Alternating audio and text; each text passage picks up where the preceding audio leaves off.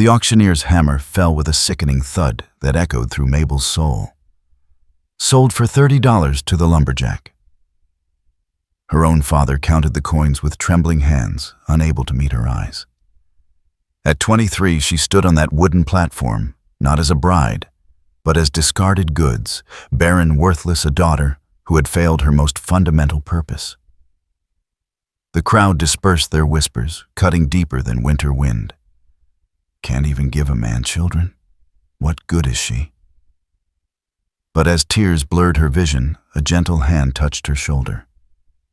The silent lumberjack with kind eyes and calloused hands would change everything she thought she knew about family worth and the power of love that grows not from blood, but from choice. Stay with me through this heart-wrenching journey of redemption, and let me know in the comments what city you're watching from. I love seeing how far these stories of hope can travel across the world.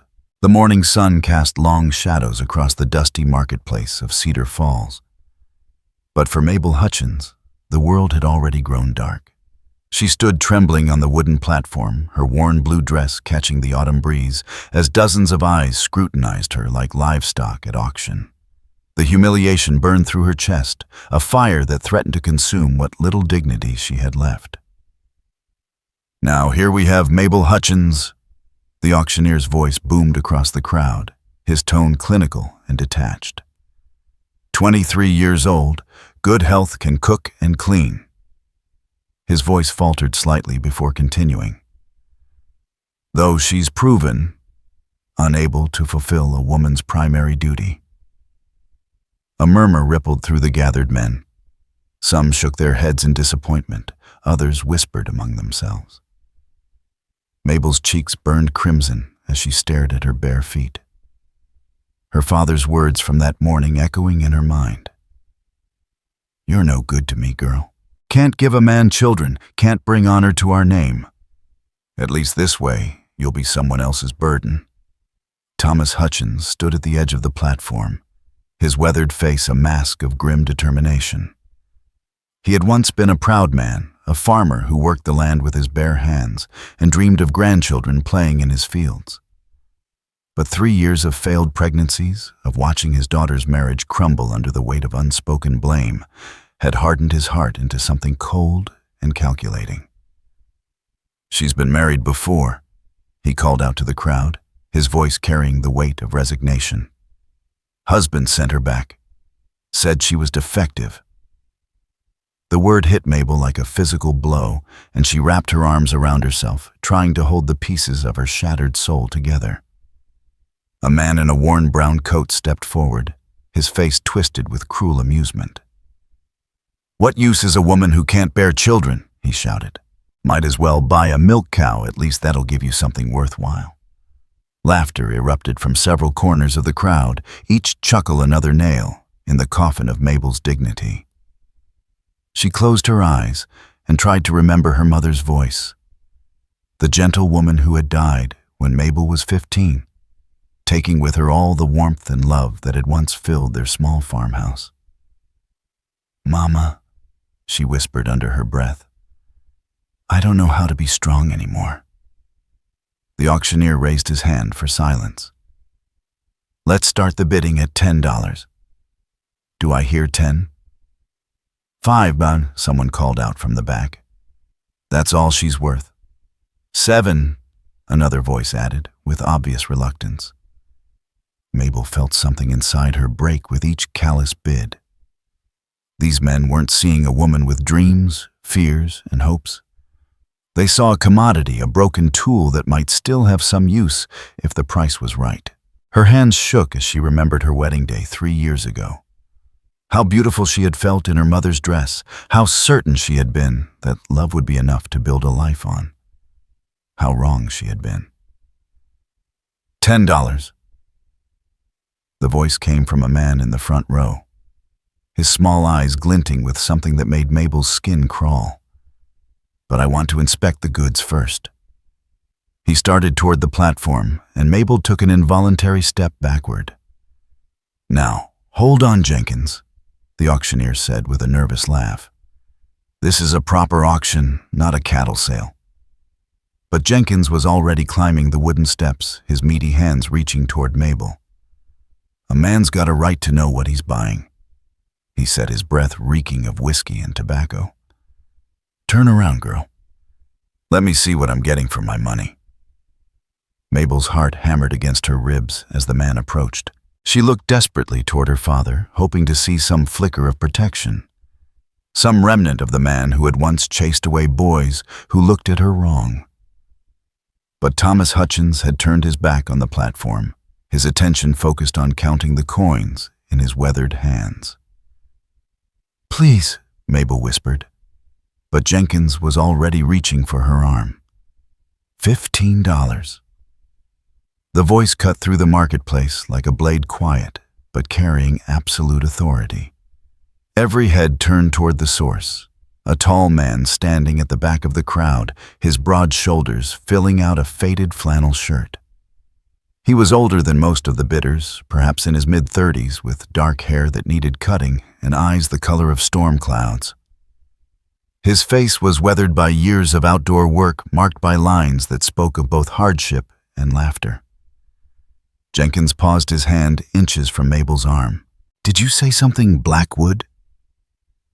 The man, Silas Blackwood, stepped forward, and the crowd parted before him like water.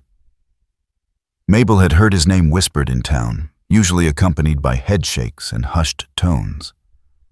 The hermit lumberjack who lived in the woods with his 4 children, the man who had lost his wife in childbirth and rarely came to town except for supplies. I said $15. Silas repeated, his voice steady and calm. That's my bid. The auctioneer looked between Jenkins and Silas, clearly sensing the tension crackling between the two men. We have 15 from Mr. Blackwood. Do I hear 20? Jenkins snarled, his face reddening with anger. And I was here first. Silas's eyes never left Jenkins's face. 25. A hush fell over the crowd. $25 was more money than most men saw in 2 months. Mabel found herself staring at this stranger who was willing to pay such a price for someone the world had labeled worthless. 30, Jenkins said through gritted teeth, but there was uncertainty in his voice now. 50. The single word fell into the silence like a stone into still water. Even Thomas Hutchins turned around, his eyes wide with surprise. $50 was a small fortune, enough to buy a good horse or pay for a winter's worth of supplies. Jenkins's face cycled through several shades of red before settling on a mottled purple. You're out of your mind, Blackwood, he spat. No woman's worth that much, especially not a barren one. Silas finally looked away from Jenkins, his gaze finding Mabel's face. For a moment their eyes met across the crowd, and she saw something there that she had never seen before in a man's gaze when he looked at her. Not desire, not calculation, not disappointment. Respect.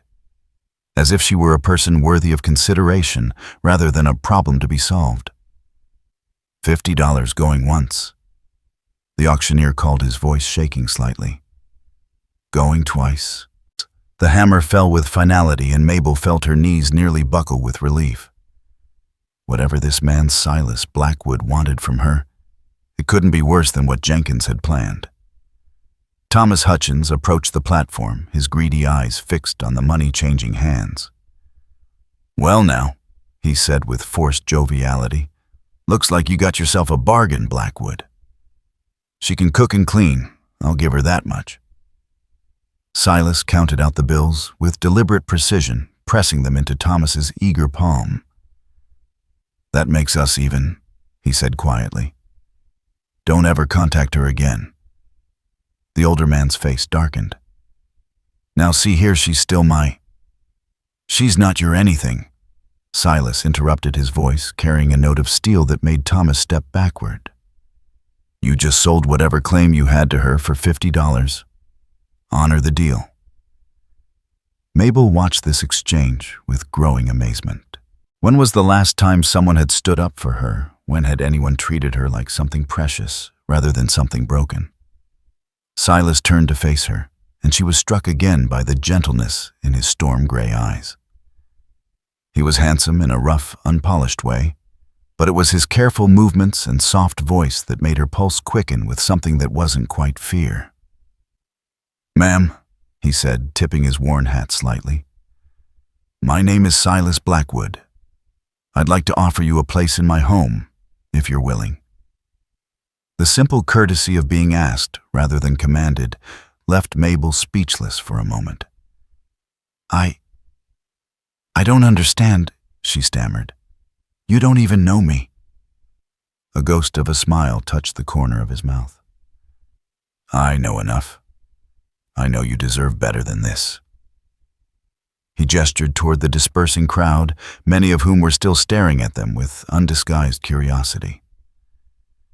"I have 4 children who need a woman's touch and a home that could use some warmth. In return, I can offer you safety, respect, and a chance to start over." Mabel felt tears prick at the corners of her eyes.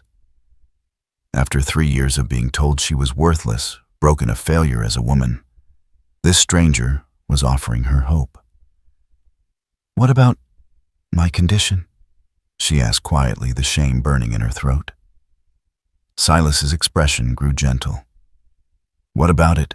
A woman's worth isn't measured by her ability to bear children any more than a man's worth is measured by his ability to swing an axe. You're a human being, deserving of dignity and kindness. That's all I need to know." The tears spilled over, then hot trails down her cheeks that she quickly wiped away with the back of her hand. In all her 23 years, no one had ever spoken to her with such fundamental respect for her humanity. "Why?" she whispered. "Why would you do this for a stranger?" Silas was quiet for a long moment, his eyes distant. "Because someone should," he said finally. "Because every person deserves a chance to start over, to be valued for who they are, rather than what they can or can't do." He paused, then added more quietly, "And because I know what it's like to feel like the world has no place for you." Mabel looked around the marketplace one last time at her father counting his money, at Jenkins glaring at them both with undisguised hatred, at the townspeople whispering behind their hands. Then she looked back at Silas Blackwood, this rough-edged stranger who had just paid $50 for her freedom. "Yes," she said, her voice barely above a whisper. "Yes, I'll come with you." Silas nodded once, a gesture that somehow managed to convey both satisfaction and promise. He shrugged out of his heavy wool coat and draped it around her shoulders, the garment still warm from his body and smelling of pine needles and wood smoke. "My wagon's just over there," he said, gesturing toward a sturdy-looking cart hitched to 2 patient draft horses. "Are you ready to go home?" Home. The word sent a shiver through Mabel that had nothing to do with the autumn chill. She had lost her home when her mother died, lost it again when her marriage failed, and had been homeless in spirit, if not in body, ever since. Could this man, this family of strangers, really offer her such a thing? As they walked toward the wagon, Mabel became aware of the stares following them. Mrs. Henderson, the banker's wife, stood with her mouth agape. Young Timothy Fletcher, who had once courted Mabel before learning of her condition, watched with a mixture of confusion and something that might have been regret. "Let them look," Silas said quietly, as if reading her thoughts. "Their opinions matter less than dust on the wind." He helped her up onto the wagon seat with the same careful courtesy he might have shown a lady stepping into a fine carriage. The simple gesture of his hand supporting her elbow. The way he made sure she was settled before taking his own seat. It was such a stark contrast to the rough handling she had endured from other men that it brought fresh tears to her eyes. "Are you cold?" he asked, noticing her shiver. "No," she said quickly, then added more honestly, "Well, yes, but it's not just the weather." Silas picked up the reins, but didn't immediately urge the horses forward. "Fear is natural," he said gently. "You don't know me, don't know what kind of life I'm offering. But I give you my word, no harm will come to you in my house. You'll be treated with respect and kindness, nothing more or less than any person deserves." Mabel studied his profile as he spoke, taking in the strong line of his jaw, the way his hair curled slightly at the nape of his neck, the careful way he held his hands on the reins. Everything about him suggested strength held in check, power tempered by gentleness. "Tell me about your children," she said as the wagon began to move, carrying her away from the only life she had ever known. A different kind of light entered Silas's eyes, the fierce, protective love of a devoted father. Ben's the oldest, at 14, thinks he's a man already stubborn as a mule but with a good heart. Sarah's 12, smart as a whip and twice as sharp-tongued. She's been trying to mother the younger ones since... He paused, then continued, "Since their mama died. The twins Jacob and Hannah are 8. Jacob's the explorer, always getting into trouble, and Hannah's the dreamer, always got her nose in a book when she can get her hands on one." "They must miss their mother terribly," Mabel said softly. Silas's hands tightened almost imperceptibly on the reins. "It's been 4 years now. They've adjusted in their way. But a house full of children needs a woman's influence. I've done my best, but there are things..." He trailed off, then shook his head. "I'm sorry. I don't mean to suggest that you're just a replacement or that..." "I understand," Mabel interrupted gently. "You're offering me a role, a purpose. That's more than anyone has offered me in a very long time." They rode in comfortable silence for a while, the wagon wheels crunching over fallen leaves and the horse's breath forming small clouds in the crisp air. Mabel found herself studying the landscape as they left the town behind rolling hills covered in oak and maple trees, ablaze with autumn color, a creek that sparkled in the dappled sunlight fields where the last of the harvest waited to be gathered. "It's beautiful," she murmured. "This is nothing," Silas said with quiet pride. "Wait until you see the land around our place. 500 acres of the prettiest country you ever laid eyes on. Good soil, clean water, timber as far as you can see." 500 acres. Mabel couldn't hide her amazement. That was more land than most farmers ever dreamed of owning. "My grandfather homesteaded it," Silas explained. "Built the original cabin with his own hands. Cleared the first fields, planted the first orchard. My father expanded it, and now..." He shrugged. "Now it's mine to tend to pass on to my children." The pride in his voice was unmistakable. But there was something else there too, a deep sense of responsibility, of stewardship rather than mere ownership. This was a man who understood that the land was both gift and burden, something to be cherished and protected. "What will you tell them about me?" Mabel asked as they crested a hill, and she caught her first glimpse of smoke rising from a chimney in the distance. Silas was quiet for a moment, considering. "The truth," he said finally. "That you're a woman who needed a fresh start, and we're a family that could use your help. That we're all going to figure out how to live together with kindness and respect. And if they don't accept me, they will," Silas said with quiet confidence. "Children have a way of seeing past the judgments that twist up adults. They'll measure you by how you treat them, not by what the town gossips say about you."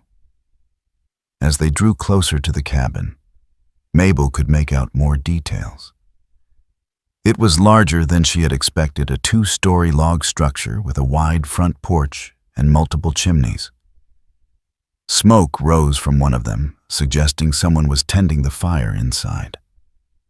The yard was neat and well-maintained, with a vegetable garden that had been recently harvested and a small orchard where apple trees heavy with fruit caught the afternoon sunlight. It looked like home.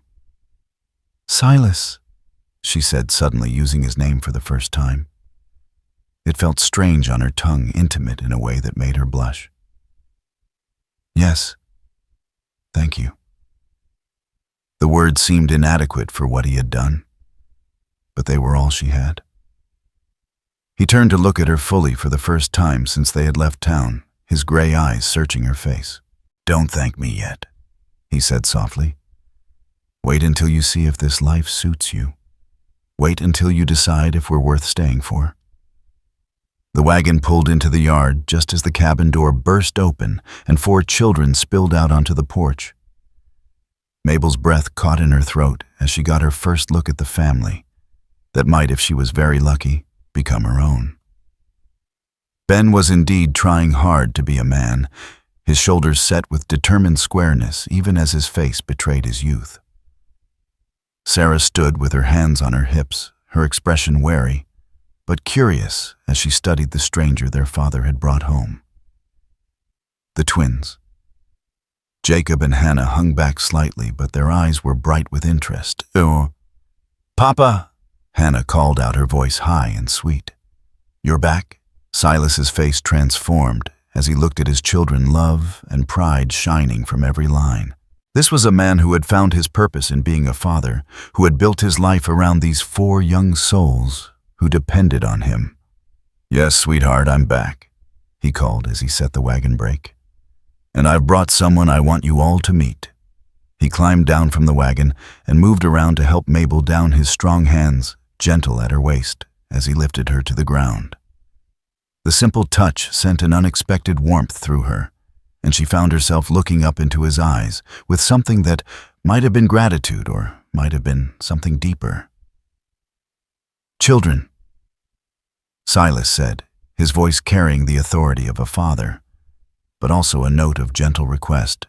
"This is Miss Mabel. She's going to be staying with us for a while, helping with the house and—" He paused, searching for the right words. "Helping us be a family." Sarah stepped forward first, her 12-year-old eyes older than they should have been. "Are you going to be our new mama?" she asked bluntly. The question hung in the air like morning mist, delicate and easily disturbed. Mabel felt all eyes on her, not just the children's, but Silas's, as well as if her answer would set the tone for everything that followed. "I don't know," she said honestly, kneeling down so she was at eye level with the children. "I hope we can be friends first and then see what happens. Would that be all right with you?" It was Hannah who broke the silence, stepping forward with the fearless curiosity of an 8-year-old.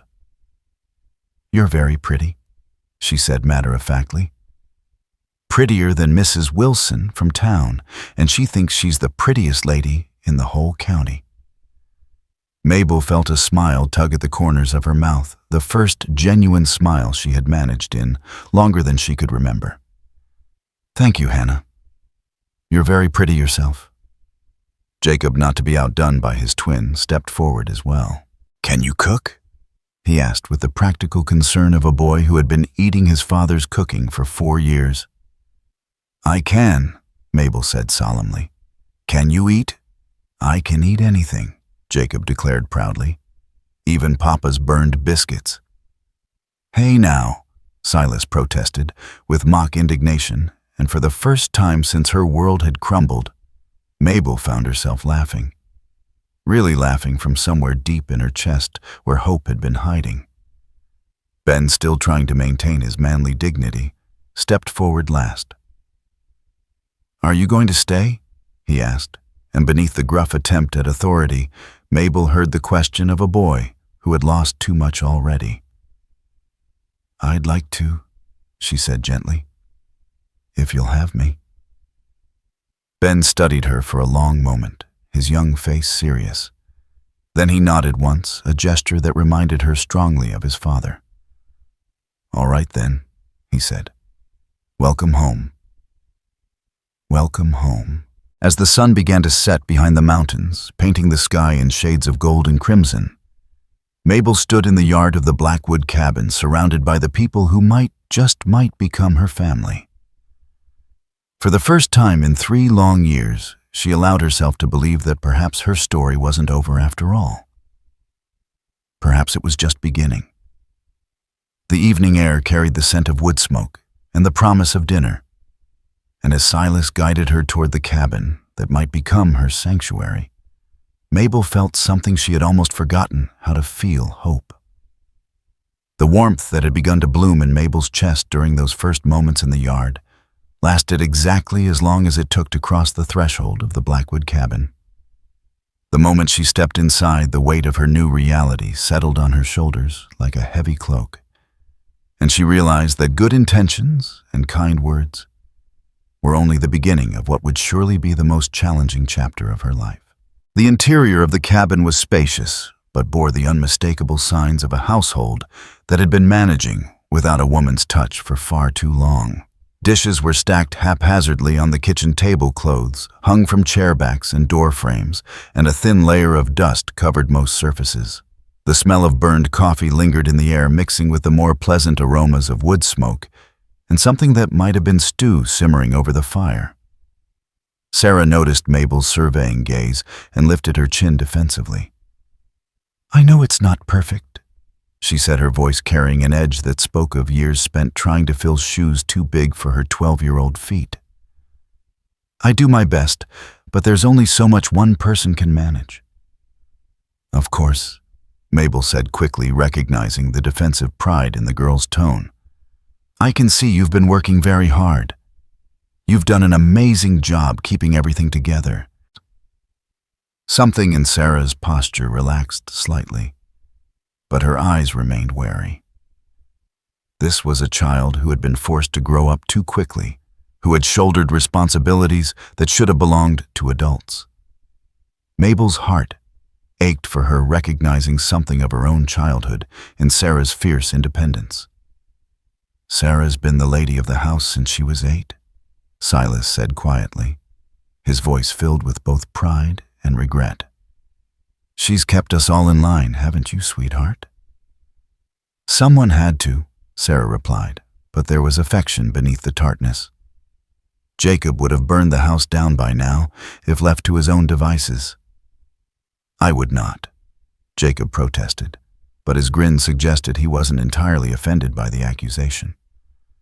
"That was only one time, and the fire wasn't even that big." "What fire?" Mabel asked, unable to hide her alarm. "He tried to cook breakfast for Papa's birthday," Hannah explained with the patient tone of someone who had told this story many times before. "But he put the bacon in the oven instead of the skillet, and then he forgot about it while he was outside chasing chickens." "The smoke was black as night," Ben added with the dramatic flair of a practiced storyteller. "You could see it from town, I reckon. Mrs. Patterson came running over thinking we were all burning alive." Silas rubbed his forehead with one hand, but Mabel could see the smile he was trying to hide. "It was an eventful morning," he said diplomatically. "The kitchen still smells like smoke sometimes when it rains," Sarah added matter-of-factly. "But we got it cleaned up, and Jacob's not allowed to use the oven anymore without supervision."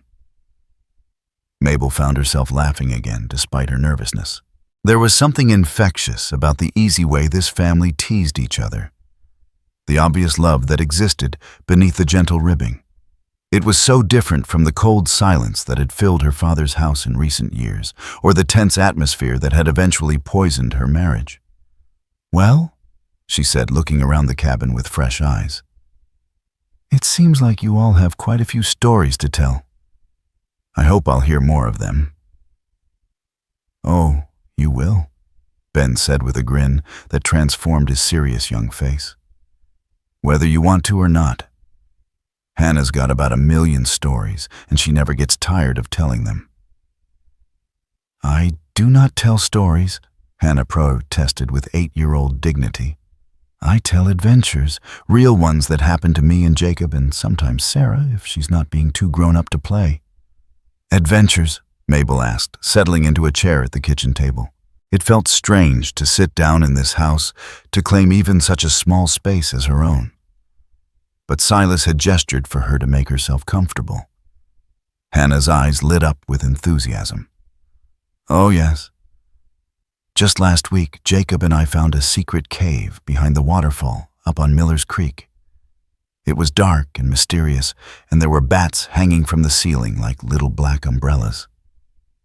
"It wasn't mysterious," Jacob corrected with brotherly exactitude. "It was just a cave.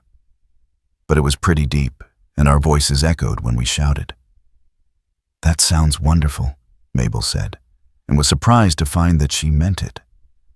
When was the last time she had thought about adventures or mysteries or anything beyond the grinding daily reality of survival and shame? "Did you explore it?" "Papa wouldn't let us go back without him," Sarah said, shooting her father a look that suggested this had been a source of some argument. "He said it wasn't safe." "Because it isn't," Silas said firmly. "Old caves can have loose rocks or deep pools or any number of things that could hurt a curious child.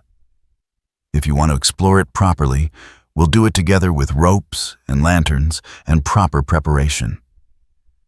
"When?" Jacob demanded immediately. "Tomorrow? Can we go tomorrow?"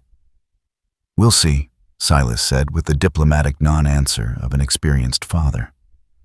"First, let's help Miss Mabel get settled, and then we'll talk about adventures." The mention of getting settled brought reality crashing back over Mabel like a cold wave. She looked around the cabin again, this time wondering where exactly she would fit into this established household. Where would she sleep? What would her duties be? How long would it take before they realized they had made a mistake in taking her in? As if reading her thoughts, Silas cleared his throat. "I should show you where you'll be staying," he said. "Sarah, would you mind putting some coffee on? The real kind, not the burned stuff I made this morning." "I can make coffee," Mabel said quickly, starting to rise from her chair. "Sit," Sarah said with surprising authority for a 12-year-old. "You're company today. Tomorrow you can start earning your keep, but today you just arrived. Even Papa knows better than to put guests to work the minute they walk in the door." "Do I?" Silas asked with raised eyebrows. "That's news to me. I seem to remember putting Ben to work chopping wood about 5 minutes after he was big enough to hold an axe." "That's different," Sarah said dismissively. "Ben's family. He doesn't get to be lazy." "I'm not lazy," Ben protested. "I work harder than anyone else in this house." "You work harder than the twins," Sarah conceded graciously. But that's not saying much considering Jacob spent an hour yesterday trying to teach the chickens to fetch sticks. "They were learning," Jacob said defensively. "Gertrude almost brought one back." "Gertrude is a chicken, Jacob. Chickens don't fetch."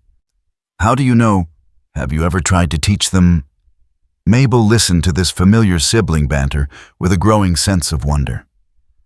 This was what a real family sounded like, not the careful politeness of strangers trying to avoid conflict, but the comfortable chaos of people who loved each other enough to argue about ridiculous things like chicken training. "Come on," Silas said quietly, touching her elbow. "Let me show you your room before these four start a full-scale debate about the intelligence of poultry." He led her up a narrow wooden staircase to the second floor of the cabin. The hallway was lined with several doors, and Mabel could hear the sounds of daily life behind them. Clothes being moved around, books being stacked, the general rustling of children trying to make their spaces presentable for a visitor. "The children are all up here," Silas explained as they walked. "Ben and Jacob share the room at the end of the hall, and the girls have the room next to them. This one," he stopped in front of a door near the staircase, "is yours." He opened the door to reveal a small but comfortable-looking room with a single window that faced west toward the mountains. There was a narrow bed covered with a simple quilt, a chest of drawers that looked handmade, and a chair positioned near the window. It was sparse but clean, and someone had placed a small vase of wildflowers on the windowsill. "Sarah's doing," Silas said, noticing her gaze.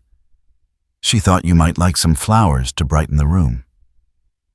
Mabel felt her throat tighten with unexpected emotion. When was the last time someone had thought to do something nice for her, simply because they wanted her to feel welcome?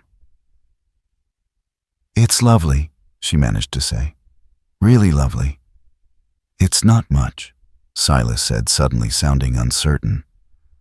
"I know it's small and the furniture is nothing fancy. If you need anything else, anything at all, just—" "It's perfect," Mabel interrupted, turning to face him. "It's more than I had any right to expect." They stood there for a moment in the small room, the late afternoon sunlight streaming through the window and casting everything in shades of gold. Mabel was acutely aware of Silas's presence, of the way he seemed to fill the space with his quiet strength, of the careful way he was watching her face, as if trying to gauge her true feelings. "Silas," she said softly, "why did you really do this? At the auction, I mean. You could have found a housekeeper or a wife if that's what you needed. Someone without my complications." He was quiet for so long that she began to think he wouldn't answer. When he finally spoke, his voice was low and careful, as if he were sharing something he rarely put into words.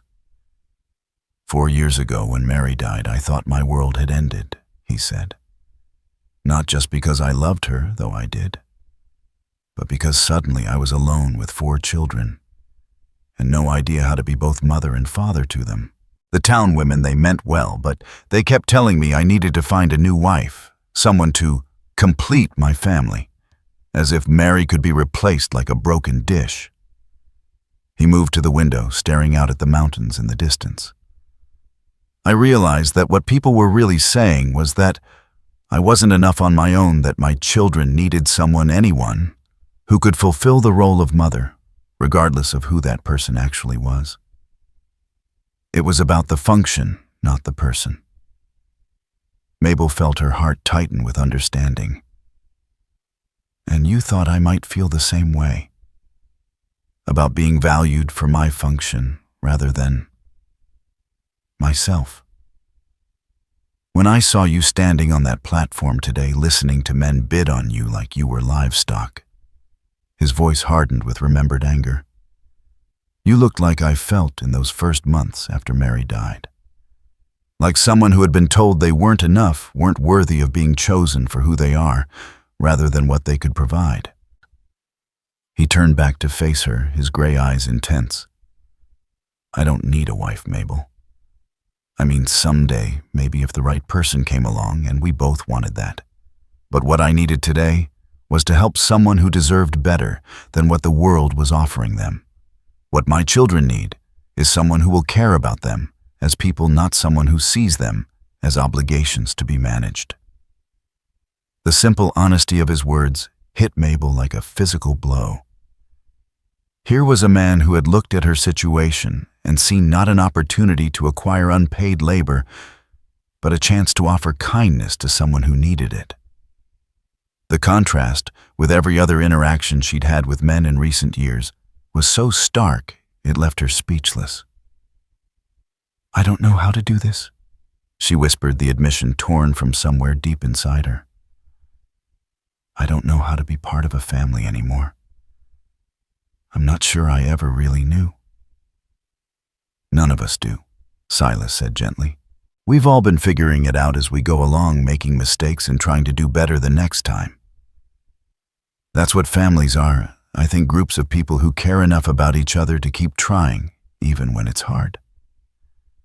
From downstairs came the sound of Sarah's voice, raised in exasperation. "Jacob, get that chicken out of the kitchen this instant." "But she followed me in," came Jacob's plaintive reply. "I think she wants to help with dinner." "Chickens don't help with dinner. They are dinner." "Don't say that in front of Gertrude. You'll hurt her feelings." Silas sighed and shook his head, but he was smiling. "See what I mean? We're all just muddling through and hoping for the best." "Mabel," Hannah's voice called from downstairs, "come and see what I found. It's a book about a lady who goes on adventures." "You'd better go," Silas said. "Hannah gets very excited about her books, and she's been wanting someone new to share them with. Sarah's heard all her stories about a dozen times." As they headed back downstairs, Mabel felt some of the tension in her shoulders beginning to ease. These people weren't expecting her to be perfect, or to immediately transform their lives, or to fill some impossible ideal of womanhood. They were simply inviting her to try to be part of their imperfect, loving, chaotic family and see what happened. The kitchen was indeed in a state of mild chaos when they returned. Sarah was chasing Jacob around the table while he clutched a fat red hen to his chest, both of them laughing despite Sarah's protests. Ben was trying to look disapproving, but failing to hide his amusement, and Hannah was sitting on the floor, surrounded by a pile of books, apparently oblivious to the poultry-related drama unfolding around her. Gertrude was lonely, Jacob insisted as he dodged his sister's grabbing hands. She wanted to come inside where it's warm. Gertrude is a chicken, Jacob. Sarah panted. She belongs in the chicken coop, not in the kitchen. She's a very smart chicken, Jacob said defensively. Tell her, Gertrude. Tell Sarah how smart you are. The hen in question clucked once as if on cue, which sent Jacob into delighted laughter. See, she understands every word I say. Mabel found herself laughing as she watched this domestic comedy unfold. When was the last time she had been in a house filled with such easy joy, such comfortable chaos? Her own childhood had been marked by quiet efficiency, and her brief marriage had been a study in tense politeness. This was something entirely different, messier, noisier, but somehow infinitely more alive. All right, that's enough, Silas said with parental authority. Jacob, take Gertrude back to the coop where she belongs. Sarah, thank you for defending our dinner preparations from poultry invasion. Hannah, are you planning to read every book you own to Miss Mabel before supper? Maybe, Hannah said seriously. She needs to know all the good stories so she can tell them back to us when we can't sleep. Is that what mothers do? Mabel asked, settling down on the floor beside Hannah. Tell stories when children can't sleep. Our mama used to, Hannah said matter-of-factly. She knew hundreds of stories, and she could make up new ones whenever we asked. Sometimes she would tell us stories about brave princesses who saved kingdoms, or clever girls who outsmarted giants, or magical horses that could fly. Those sound like wonderful stories, Mabel said softly. They were. But Sarah doesn't know very many stories, and Papa's stories are all about things like chopping wood and building barns. They're nice stories, but they're not very exciting. Hey now, Silas protested mildly. I'll have you know my story about the time I wrestled a bear is very exciting. You didn't wrestle a bear, Papa, Ben said with the long-suffering tone of someone who had heard this tale many times. You ran away from a bear, very quickly.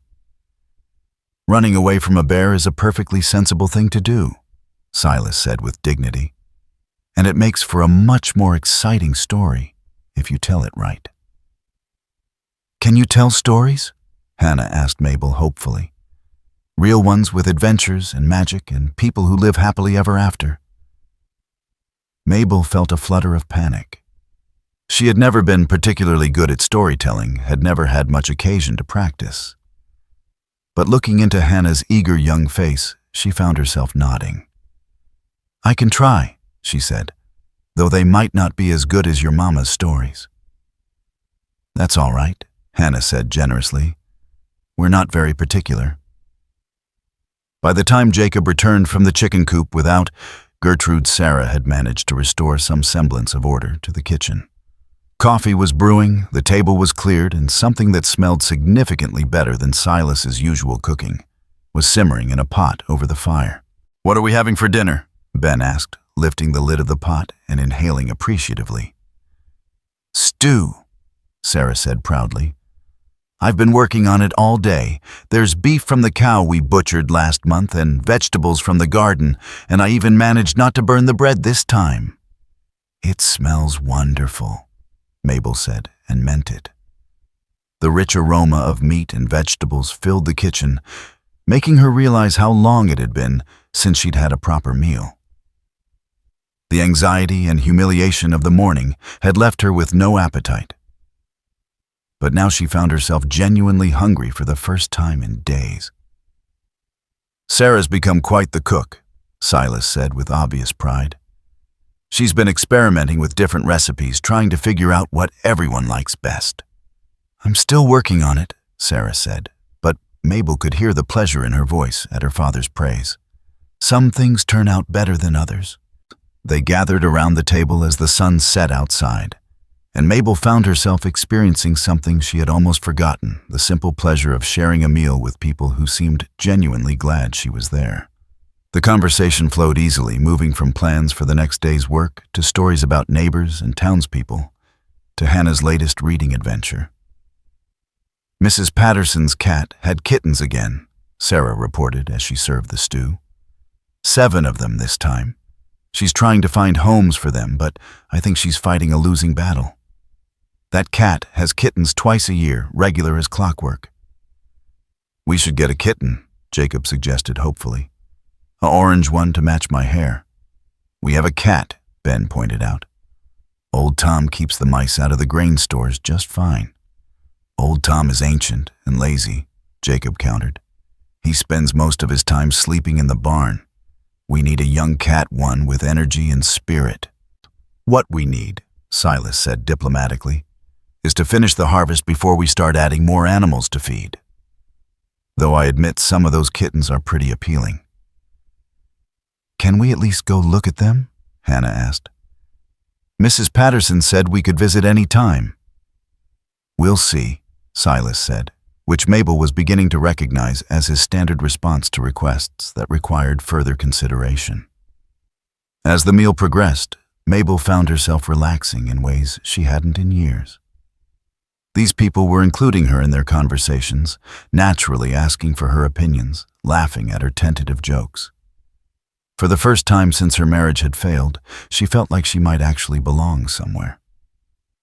So, what do you think, Miss Mabel? Sarah asked as she cleared the dinner dishes. Are you ready to join our particular brand of organized chaos? I think, Mabel said carefully, that it might be the most beautiful chaos I've ever seen. Later that evening, after the dishes were washed and the children had been sent upstairs to prepare for bed, Mabel found herself alone in the kitchen with Silas. He was banking the fire for the night, and she was wiping down the table, both of them moving around each other with the careful politeness of people still learning each other's rhythms. They like you, Silas said quietly as he arranged the logs. I wasn't sure how they'd react to having a stranger in the house, but they seem comfortable with you. They're wonderful children, Mabel replied honestly. You've done an amazing job raising them. I've done my best. It hasn't always been easy trying to be everything they need. Mabel hung the dish towel on its hook and turned to face him. Can I ask you something? Of course. Earlier when you said you didn't need a wife, did you mean that you don't want to remarry ever? Silas straightened slowly, his expression thoughtful. I meant that I'm not looking for someone to fill a role to complete some picture of what a family should look like. If I ever marry again, it will be because I find someone I want to share my life with, someone who wants to share theirs with me. Not because society says I need a wife or because my children need a mother. And if that person turned out to be someone like me, someone who can't give you more children. He was quiet for a long moment, studying her face in the flickering firelight. Mabel, he said finally, I have 4 children already. 4 bright, healthy, wonderful children who are the center of my world. If I never have another child, I will still consider myself the luckiest man alive. The simple sincerity in his voice made her chest tight with emotion. Most men wouldn't feel that way. Then most men are fools, Silas said matter-of-factly. Children are a blessing, not a requirement. And love, real love, isn't about what someone can give you. It's about who they are, how they make you feel, whether you can imagine your life being better with them in it. From upstairs came the sound of Jacob's voice raised in protest. But I'm not tired. And Hannah said she would show me the pictures in her new book. Jacob Blackwood, you get in that bed this instant. Sarah's voice carried clearly down the stairs. You can look at Hannah's book tomorrow. She's quite the little mother, Mabel observed, grateful for the interruption. The conversation with Silas was stirring feelings she wasn't sure she was ready to examine. "She has been since she was 8 years old," Silas said, his voice tinged with sadness. "Sometimes I worry that she's growing up too fast, taking on responsibilities that should be mine." "She loves them," Mabel said gently. "You can see it in everything she does."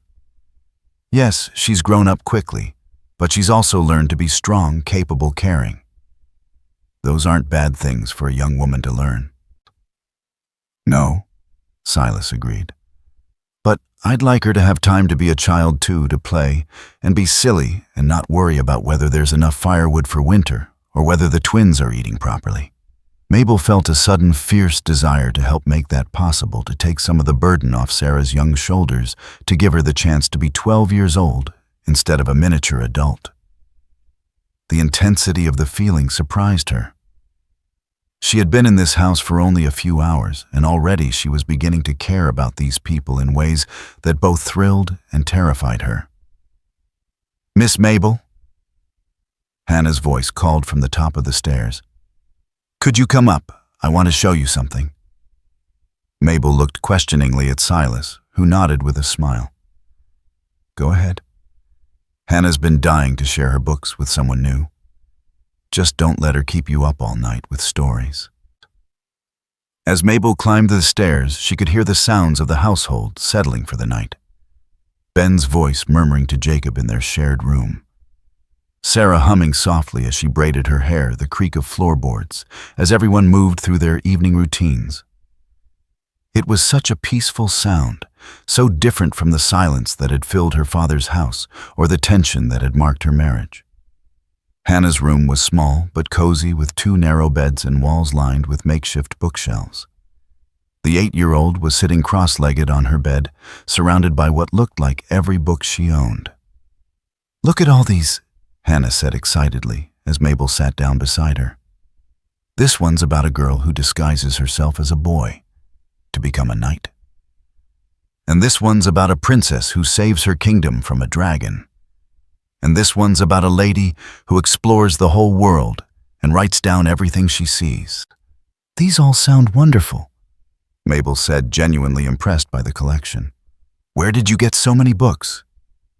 "Papa orders them from a catalog," Hannah explained proudly.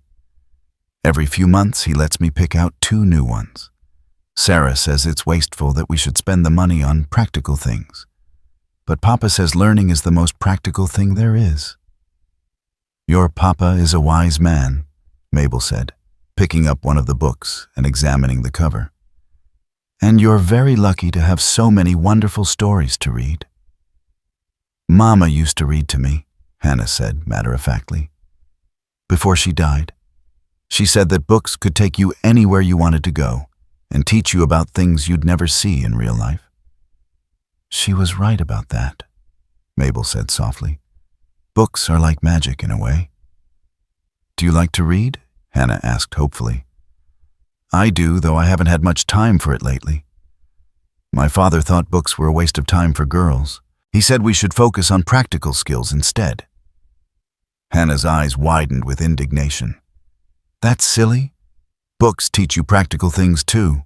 This one," she held up a thick volume, "taught me all about different plants and which ones you can eat and which ones are poisonous. And this one taught me about different countries and what the people there eat and how they build their houses." "Those do sound very practical," Mabel agreed. "Maybe you could teach me some of the things you've learned?" "Really?" Hannah's face lit up with excitement. "You'd want to learn from me."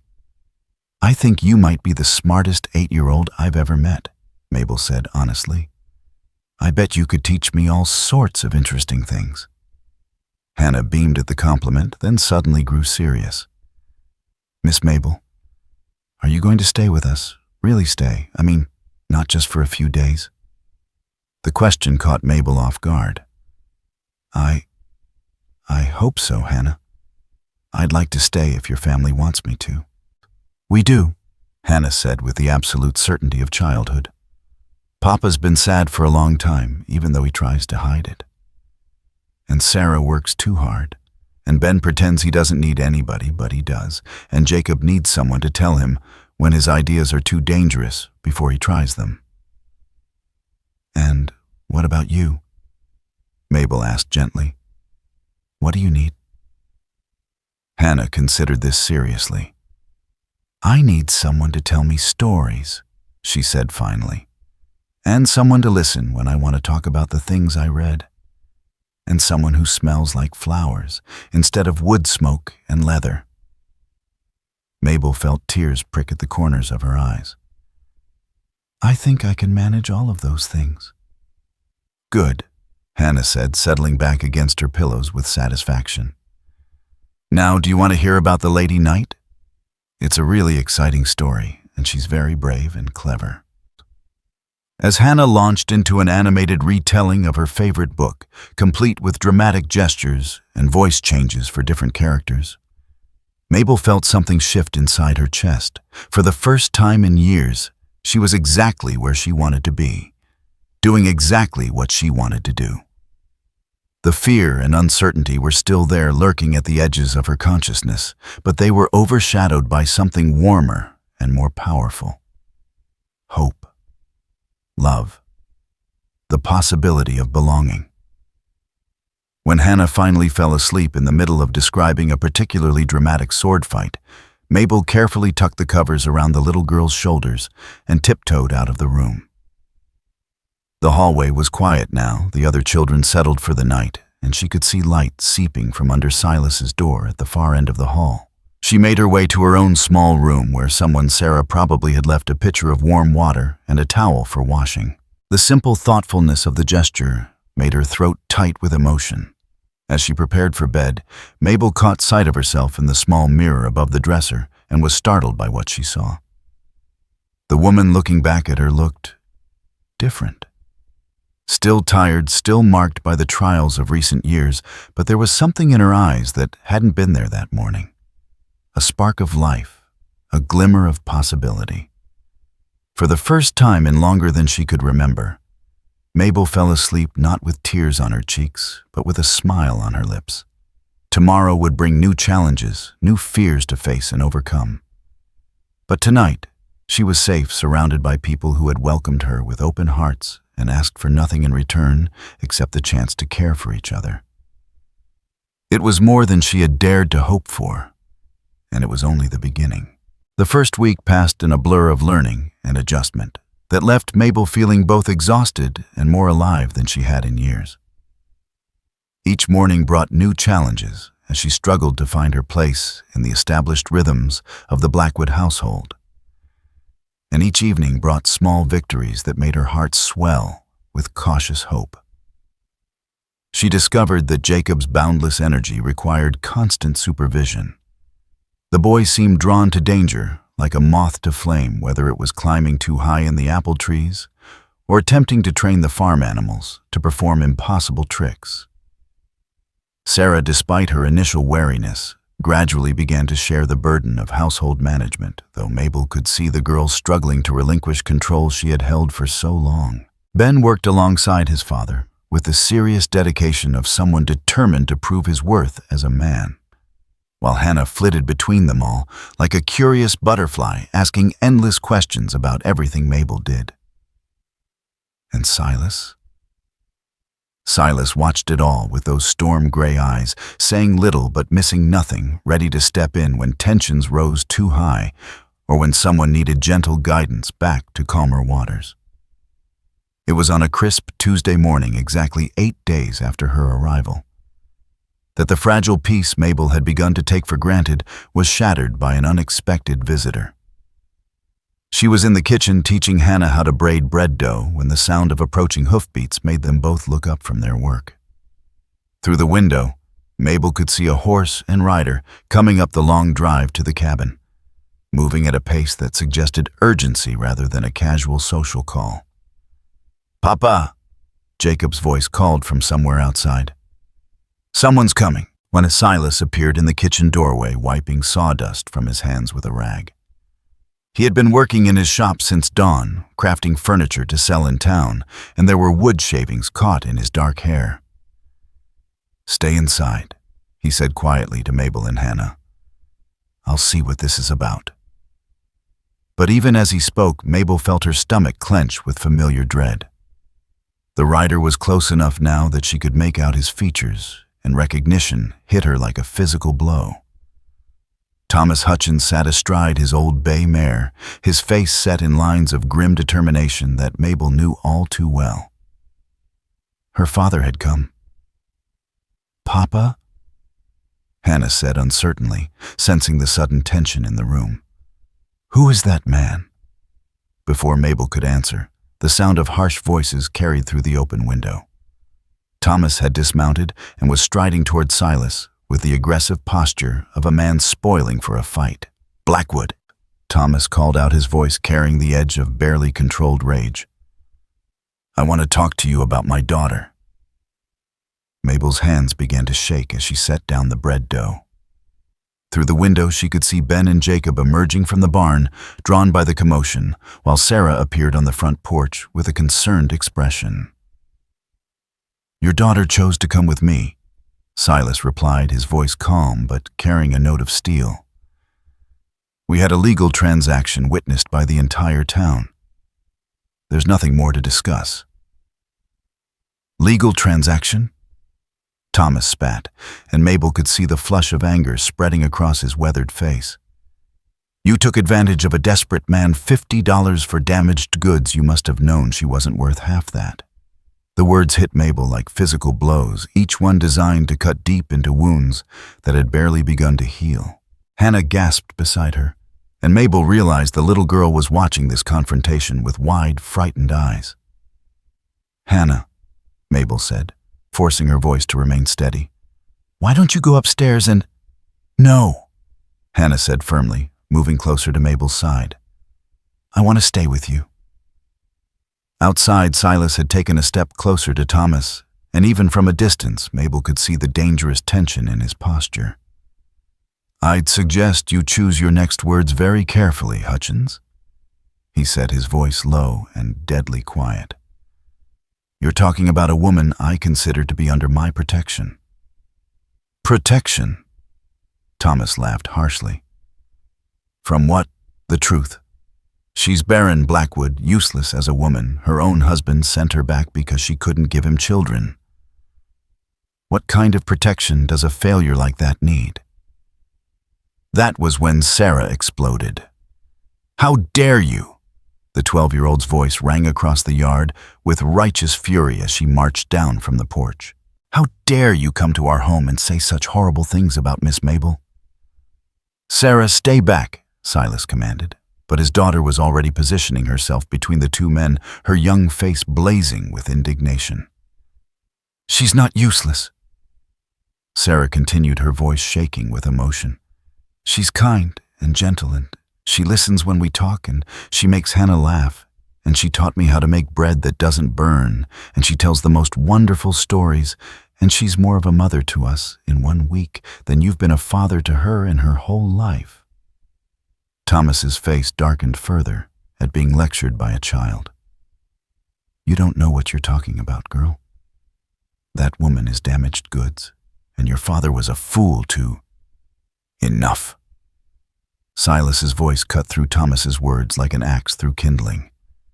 "Sarah, go inside. Now." "But Papa—" "Now, Sarah." The girl shot one more venomous look at Thomas before reluctantly heading back toward the cabin. As she passed the kitchen window, Mabel could see tears of anger glistening in her eyes. "She's a good girl," Thomas said, with grudging approval as Sarah disappeared inside. "Be a shame if she learned bad habits from someone who—" "If you finish that sentence," Silas interrupted, his voice deadly quiet, "you're going to find yourself picking yourself up off the ground. Mabel is a member of my household now, and I won't tolerate anyone speaking about her with disrespect." "Member of your household?" Thomas snorted. "Is that what you're calling it? Well, let me tell you something about your new household member, Blackwood. She's weak, always has been.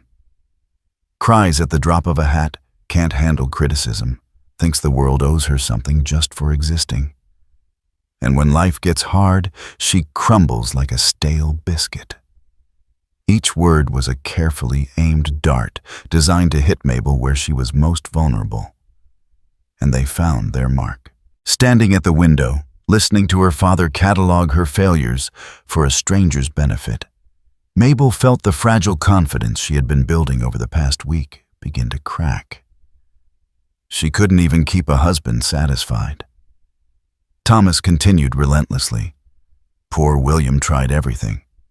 Bought her pretty dresses, took her to church socials, was patient with her when she failed month after month to conceive. But in the end, even he couldn't stand the sight of her. Sent her home with a note saying he'd rather live alone than with a woman who reminded him daily of his failure to get an heir. "Stop," Mabel whispered, but the words were lost in the distance between the kitchen and the yard. "And now you think you can make something useful out of her?" Thomas laughed bitterly.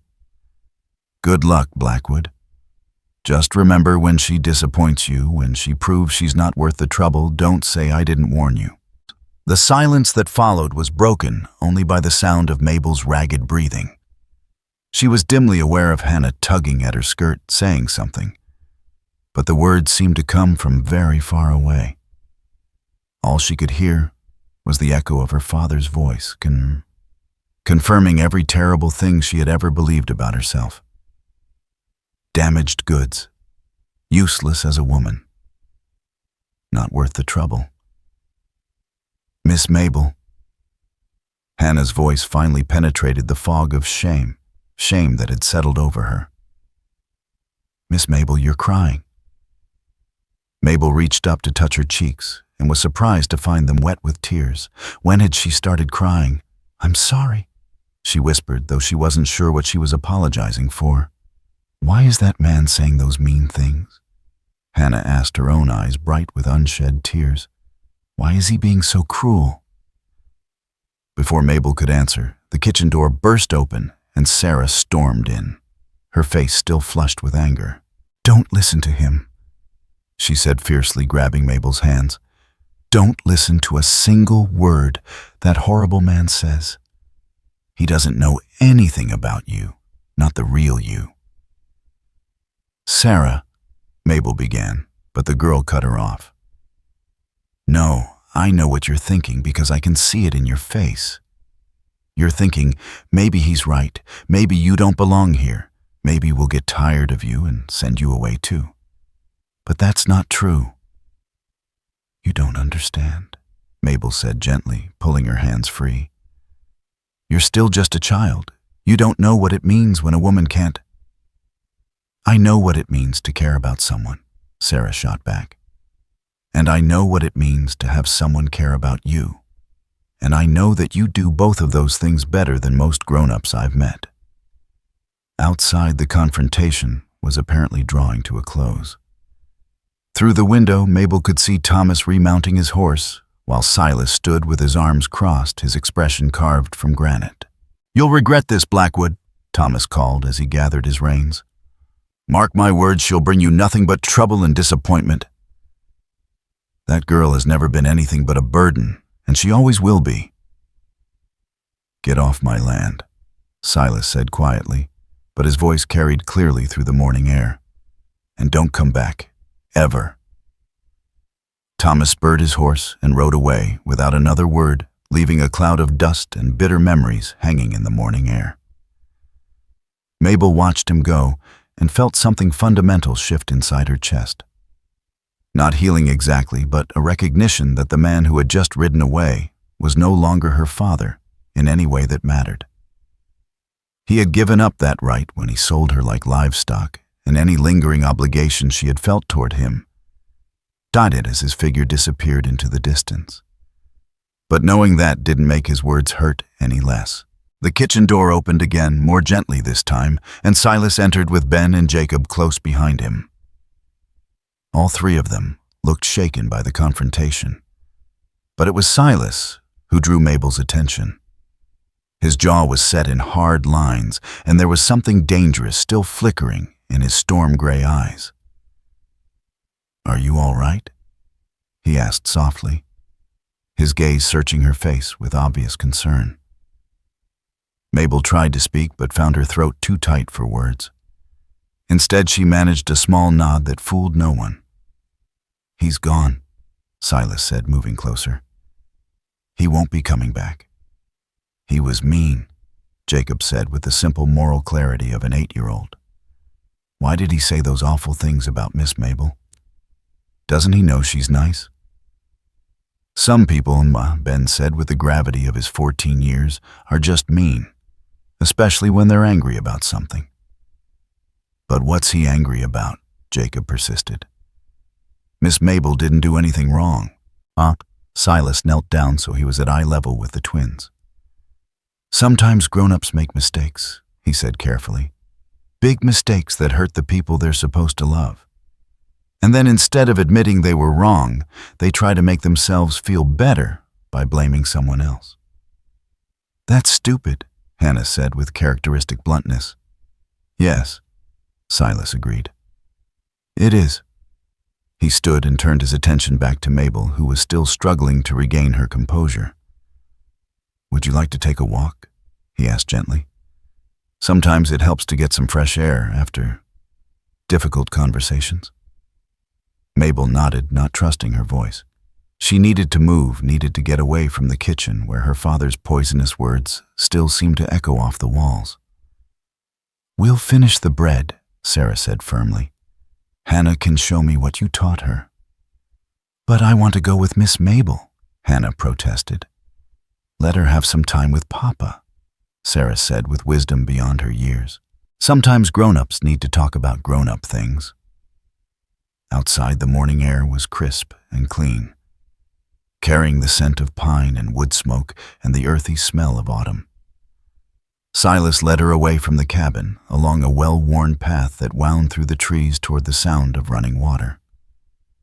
They walked in silence for several minutes, their feet crunching through fallen leaves, until they reached a small clearing where a creek bubbled over smooth stones.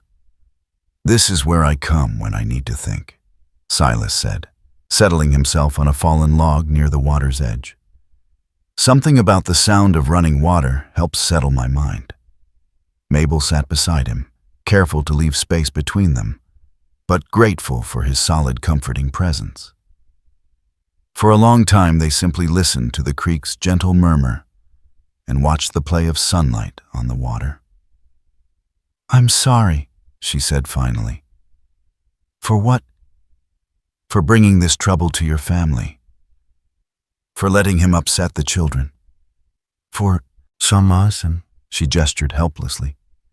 "For being exactly what he said I was." Silas was quiet for so long that she began to think he wasn't going to respond. When he finally spoke, his voice was measured and careful. "Do you remember what I told you yesterday about the bear?" The seemingly random question caught her off guard. "The bear. The one I didn't wrestle. The one I ran away from." He picked up a smooth stone and turned it over in his hands. "The truth is, I was terrified. Absolutely bone-deep terrified. I ran faster than I had ever run in my life, crashed through the underbrush, like a mad thing, probably looked like the biggest coward in the territory." "But that was smart," Mabel protested. "Running from a bear is the sensible thing to do." "Exactly." He tossed the stone into the creek, where it landed with a soft splash. "But for months afterward, I was ashamed. I kept thinking about how I should have stood my ground, should have been braver, should have been the kind of man who faces down wild animals instead of running from them." "What changed your mind?"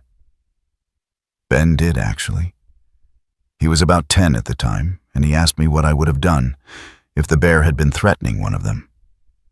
And I realized that I would have fought that bear with my bare hands, if necessary. Not because I was brave, but because I had something worth protecting." Mabel turned to look at him, trying to understand where he was leading with his story. "The point is," Silas continued, "fear doesn't make you weak. Running from something that could destroy you doesn't make you a coward. And being hurt by someone who is supposed to protect you doesn't make you damaged goods. But he was right about some things, Mabel said quietly. I can't have children. I did disappoint my husband. You are a woman who has been told lies about her worth for so long that you've started to believe them, Silas interrupted firmly. But that doesn't make the lies true. How can you be so sure? The question came out as barely more than a whisper. Silas stood and moved to the edge of the creek, staring into the clear water. Because I've watched you with my children for 8 days now. I've seen how Hannah lights up when you read to her, how Jacob actually listens when you tell him something might be dangerous. How Sarah has started to smile again, really smile, not just the polite expression she wears for visitors. He turned back to face her, and there was something fierce and protective in his eyes. I've seen how you notice when Ben is trying too hard to be a man and needs permission to still be a boy sometimes. I've seen how you remember that Sarah likes her coffee with extra cream and that Jacob is afraid of thunderstorms, but doesn't want anyone to know, and that Hannah collects pretty rocks, but is embarrassed about it. Mabel felt her throat tighten with emotion. Those are just small things. No, Silas said with quiet intensity. Those are the things that matter. Those are the things that make a family work. Love isn't grand gestures and dramatic declarations. It's paying attention. It's caring about the details that make each person who they are. But what about children? The question burst out of her before she could stop it. What about giving you sons to carry on your name, daughters, to Mabel? Silas returned to the log and sat down beside her, close enough that she could feel the warmth radiating from his body. Look at me. Reluctantly, she turned to meet his gaze. I have 4 children, he said with quiet conviction. 4 healthy, wonderful children who are the light of my life. If I never have another child, I will still be the richest man in the valley. And if someday I'm blessed to love someone enough to want to share my life with them completely, it won't be because of what they can give me. It will be because of who they are. Most men wouldn't feel that way. Then most men are fools, he said matter-of-factly, just like I told you before. A comfortable silence settled between them, broken only by the babbling of the creek and the distant sound of the children's voices carried on the breeze. Mabel found herself studying Silas's profile, the strong line of his jaw, the way his hair caught the morning light, the gentle strength evident in every line of his body. Why are you being so kind to me? She asked suddenly. He was quiet for a moment, and when he answered, his voice was softer than she had ever heard it. Because someone should, he said simply. Because you deserve kindness. And because... He paused, then continued with careful honesty. Because I'm beginning to care about you, more than I probably should given that you've only been here a week. The admission hung in the air between them, delicate and precious. Mabel felt her heart speed up, a flutter of something that might have been hope or might have been fear. She wasn't sure there was much difference anymore. Silas, she began, but he held up a hand to stop her. I'm not asking for anything, he said quickly. I'm not expecting anything. I just wanted you to know that what your father said today, none of it was true. Not about your worth, not about your place here, not about what the future might hold. How can you be so certain? Because I've learned to trust what I see with my own eyes instead of what other people tell me I should see. He stood and offered her his hand. Come on, we should get back before the children start to worry. As they walked back toward the cabin, Mabel found herself stealing glances at the man beside her. Silas Blackwood was unlike any man she had ever known.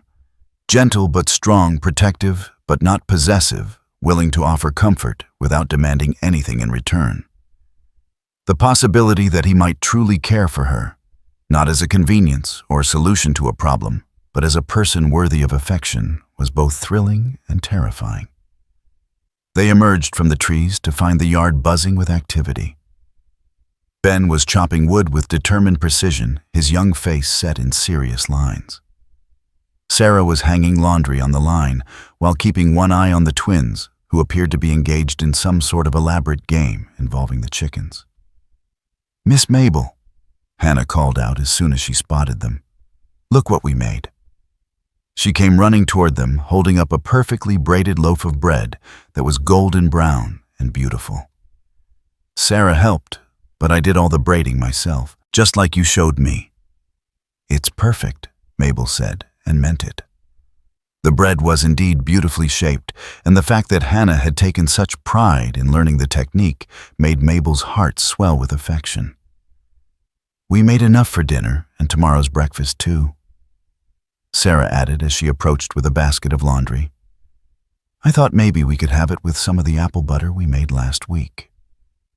"That sounds wonderful," Mabel said, struck once again by how naturally these children included her in their plans, their daily rhythms, their simple domestic joys. "Papa," Jacob called from across the yard, "come see what we taught Gertrude." Silas shook his head with resigned amusement. "This should be interesting," he muttered. But he was smiling as he headed toward his son. Mabel watched him go, then turned to find Sarah studying her with a perceptive expression that was far too knowing for a 12-year-old. "You're not going to leave, are you?" Sarah asked quietly. "Because of what that awful man said?" Mabel began, then stopped. How could she explain the complex tangle of emotions that her father's visit had stirred up? How could she make a child understand the difference between wanting to stay and believing she deserved to? "He was wrong," Sarah said with fierce conviction. "About everything. You're not any of the things he said you were." "How can you be so sure?" Mabel asked, echoing her earlier question to Silas. "Because I know what it's like when someone doesn't want you around," Sarah said, with a matter-of-factness that made Mabel's heart ache. "After Mama died, some of the church ladies tried to convince Papa to send us to live with relatives, said it wasn't proper for a man to raise children alone.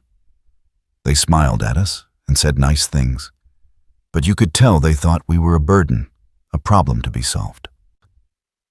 "Oh, Sarah." "But you're different," Sarah continued. "When you look at us, you see us, not problems or obligations or little people you have to tolerate. You see Hannah's curiosity and Jacob's energy and Ben's determination to be grown up. You see me trying to keep everyone together, and you don't think I'm too bossy or too serious. You just try to help." Mabel felt tears pricking at her eyes again. But these were different tears, tears of gratitude rather than pain. "You're all very easy to love," she said softly. "So are you," Sarah replied with characteristic bluntness. "That's what Papa sees, and that's what we see. Maybe it's time you started seeing it too." That afternoon, as Mabel helped prepare dinner and listened to the children's chatter about their day, she found herself thinking about Sarah's words. For so long, she had defined herself by her failures, by the things she couldn't do or couldn't provide. But here in this warm kitchen, surrounded by laughter and love, she was beginning to glimpse a different version of herself. Not the woman who had failed at marriage and motherhood, but the woman who could braid bread with Hannah and soothe Jacob's fears and help Sarah carry the burdens that had been too heavy for such young shoulders. It was a fragile understanding still too new and tentative to fully trust. But as she watched Silas help Ben with his arithmetic and listened to Hannah read aloud from her latest book, Mabel allowed herself to imagine what it might be like to truly belong here, to be not just tolerated or needed, but genuinely wanted. The thought was both wonderful and terrifying. But for the first time in longer than she could remember, the wonderful outweighed the terrifying, and that felt like the beginning of something that might someday become unshakable hope. The fragile hope that had begun to take root in Mabel's heart was tested in ways she never could have anticipated, as autumn deepened into the harsh embrace of an early winter.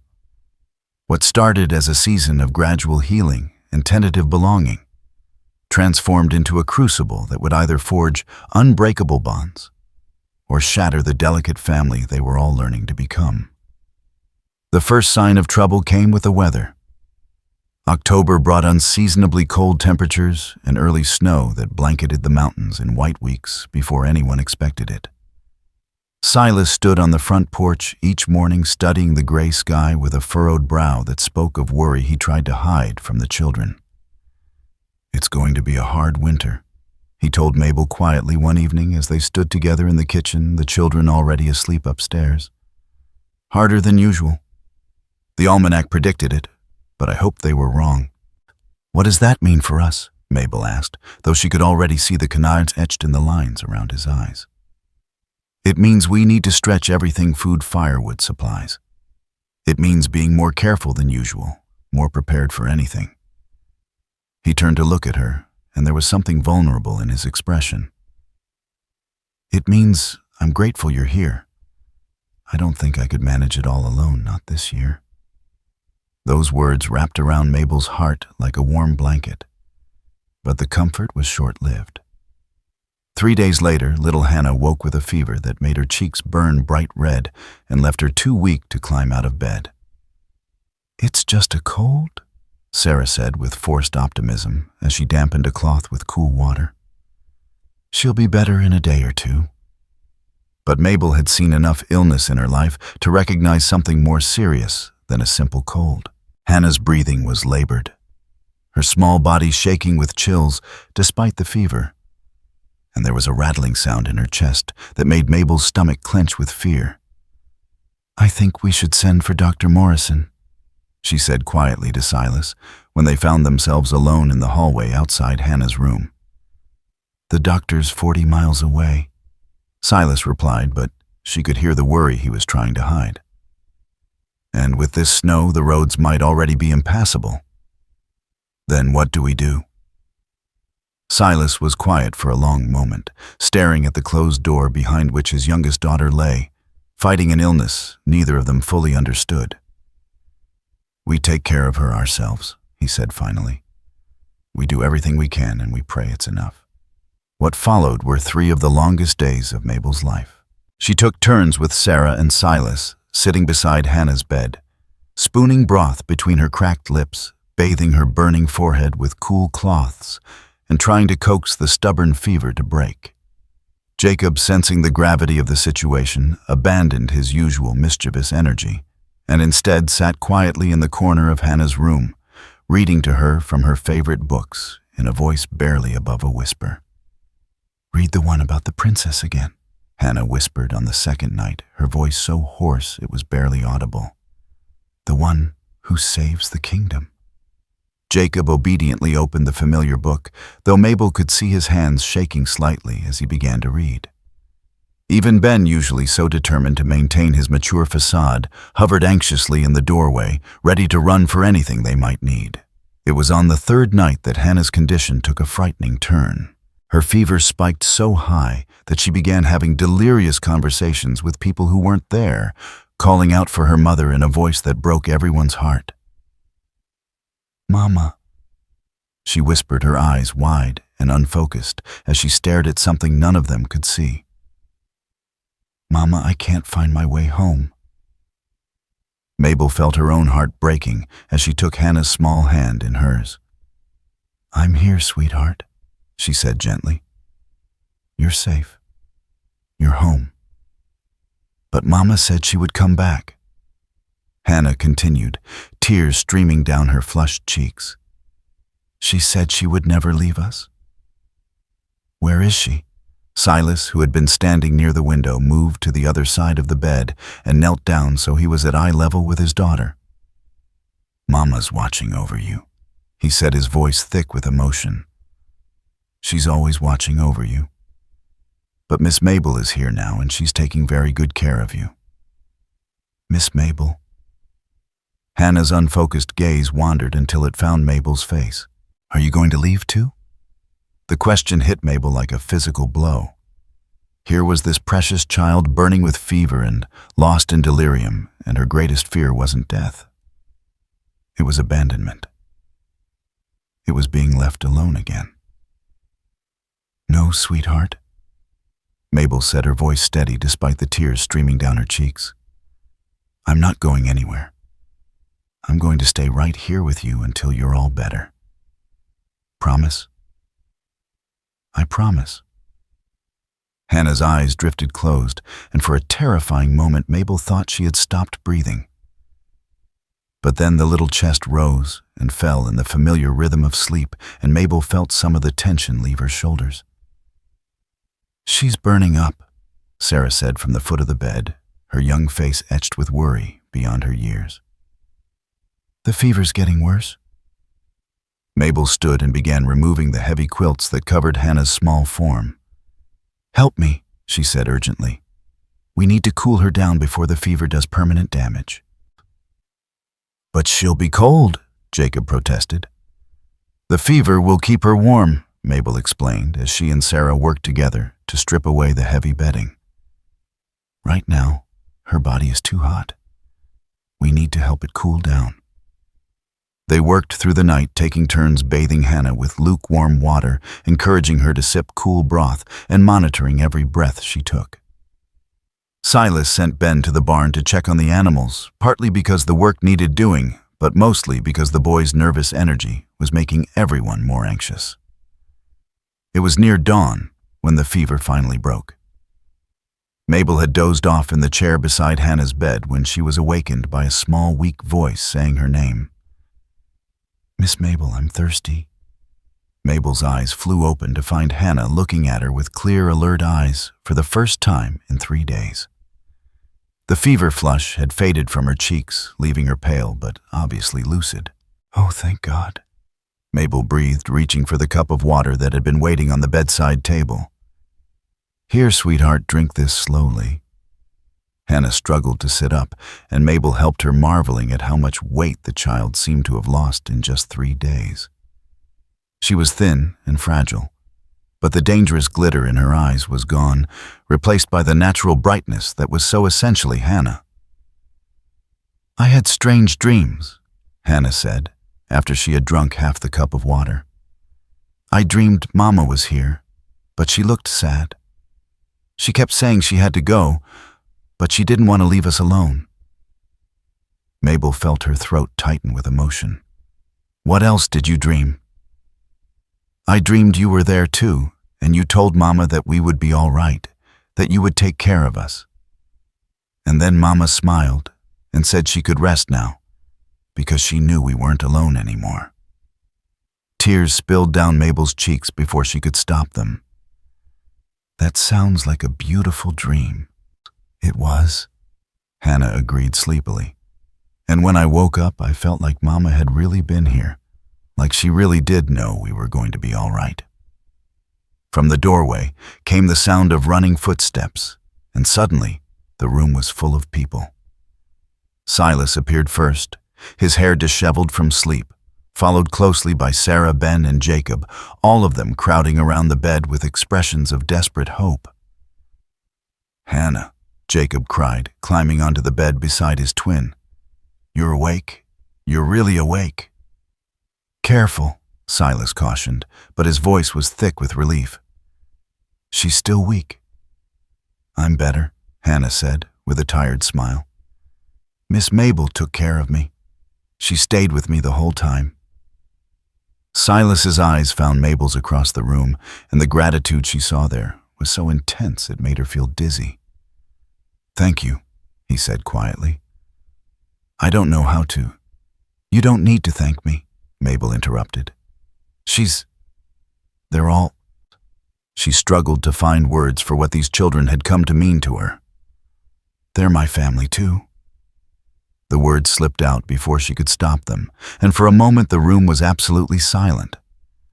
Then Sarah stepped forward and wrapped her arms around Mabel's waist in a fierce hug. Yes, the 12-year-old said with characteristic determination. You are family. You're our family, and we're yours, and that's just how it is. That's right, Ben added with the authority of his 14 years. You're stuck with us now, Miss Mabel. Whether you like it or not. I like it, Mabel managed to say through her tears. I like it very much.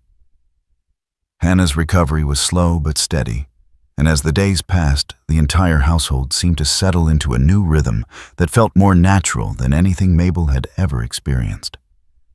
She found herself moving through the daily routines with a sense of purpose and belonging that transformed even the most mundane tasks into sources of quiet joy. But their respite from crisis was brief. Just as Hannah was beginning to regain her strength, a new challenge arrived in the form of unexpected visitors. Mabel was in the kitchen teaching Jacob how to knead bread dough without overworking it when the sound of multiple horses approaching made them both look up from their work. Through the window, she could see 3 men on horseback making their way up the drive, their faces obscured by the brims of their hats, but their postures suggesting this was not a social call. "Papa!" Jacob called, abandoning his bread dough to run toward the door. "People are coming." Silas appeared from the direction of the barn, his expression immediately wary as he took in the approaching riders. Even from a distance, Mabel could see the tension in his shoulders as he recognized something about the visitors that she couldn't identify. The 3 men dismounted in the yard, and Mabel felt her stomach drop as she got her first clear look at their faces. The leader was a tall, thin man with a neatly trimmed beard and expensive clothes that marked him as someone of means. The other 2 were clearly hired, muscle-large, rough-looking men who flanked their employer with the casual menace of those accustomed to enforcing other people's will. "Blackwood," the well-dressed man called out as he approached Silas. "I think it's time we had a conversation." "Harrison?" Silas replied, his voice carefully neutral. "I wasn't expecting to see you out this way." "I'll bet you weren't," Harrison said with a cold smile. "Especially not after the little stunt you pulled in town last month." Mabel felt a chill that had nothing to do with the autumn air. She had heard that name before. Marcus Harrison, one of the wealthiest landowners in the county, a man who was rumored to have his fingers in every profitable enterprise within 50 miles. But what business could he possibly have with Silas? "I don't know what you're talking about," Silas said evenly. But Mabel could see the lie in the tension of his shoulders.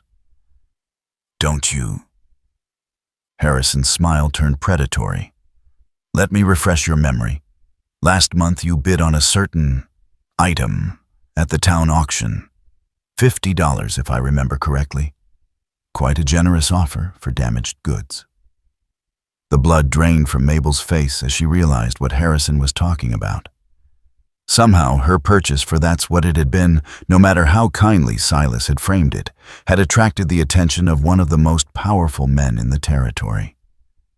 "That was a legal transaction," Silas said, his voice gaining an edge of steel. "Witnessed by half the town. I don't see how it concerns you."